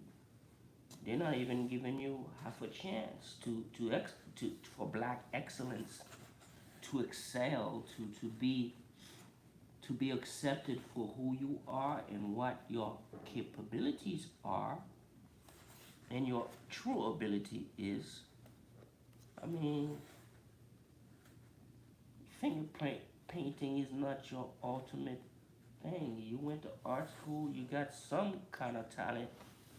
It just wasn't selling until somebody told you, or you told yourself, this is what kind of drug you on, or what kind of drink you on, whatever, telling you that this is the right path, and that's fine, you know. There can be debates about this kind of stuff, you know. I could be wrong, because art is so subjective. But that, you know, there has been art before that's been made. I was looking at this other artist the other day that I saw, and she works with animals and insects. She takes dead animals and stuffs them, you know, whatever you call that, taxidermy. So she learned how to do that, to stuff animals, because she loves animals, she says. She respects them. She has to treat them. Then she gets all these bugs and she turns them into chandeliers and stuff to hang on museums and all that kind of stuff. It's trying to be deep, but it works as installation. It works as art. It just works, you know. And there's been other artists who use, you know, what? Cow dung, you know, or human feces. And, you know, and they create art, right? But I'm talking about an artist who uses paint, takes a plastic glove, and uses his fingers. He can't even touch the paint. He uses his fingers through a glove because he can't be bothered by touching the paint, and they calling it sensual. Motherfucker, you ain't using a plastic glove. He's not getting natural with it. He's not trying to be deep. He's trying to protect his little sensitive fingers from the toxicity of the acrylic or the oil painting. He ain't trying to be deep. At the end of the day, he made a dookie painting. I never talked shit about an artist like so much like this before. I don't know why I'm doing it, but it just sounded like jealousy or something. No, it's not jealousy or anything like that. It's just sad shit when you see it. You know what I mean? You don't have freaking sickle cell. You got no freaking excuse. You know, you don't have certain things that are stopping you from doing correct. Don't sell yourself short. That's my message. Don't let people sell yourself short. And that's the thing. Especially when you make it on a high level. But the highest level, at the highest level,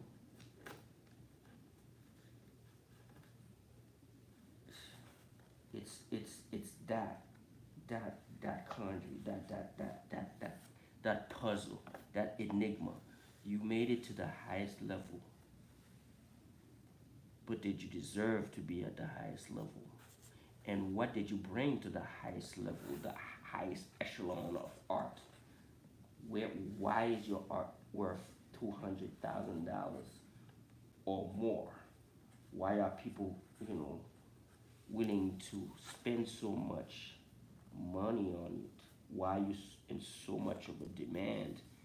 Why is Dior putting the faces of your paintings on their shirts and sweaters? Why? Why do they see that as art? Why do they see that as the highest expression from your section of the world?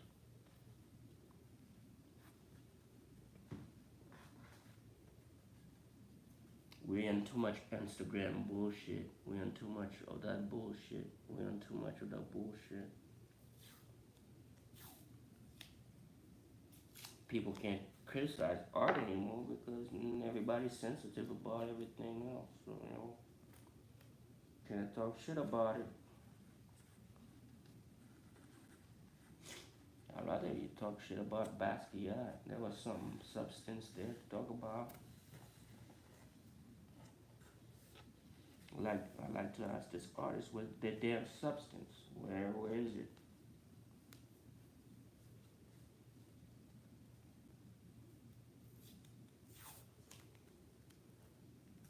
That's why I stick with anime girls and anime, Japanese anime. Where's the substance? Where's that? I can respect that kind of stuff because they're not trying to be deep. They're trying to build a world to escape. I can respect that. I should be watching that instead of watching this because I don't have to think about that other anime stuff. You go there, you escape, and that's it.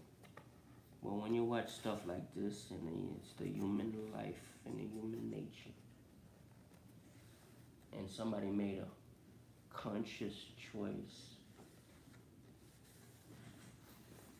to paint like this, and somebody else made a conscious choice to pay $250,000 for it.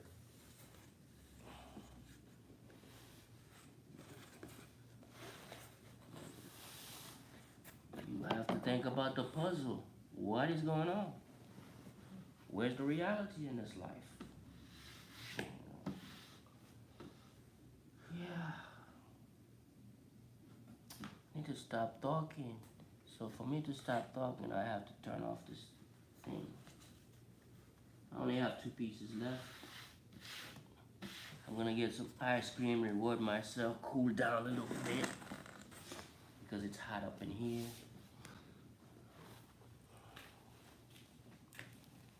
But one thing about myself and my little rants, I did not lie. That thing looked like Dookie. That's all I'm saying. I'm working my ass off, and I want to finish my stuff. And I don't want to think my stuff is the best thing in the world, but at least I put some effort into it. Peace and a whole lot of hair grease, my brothers and sisters.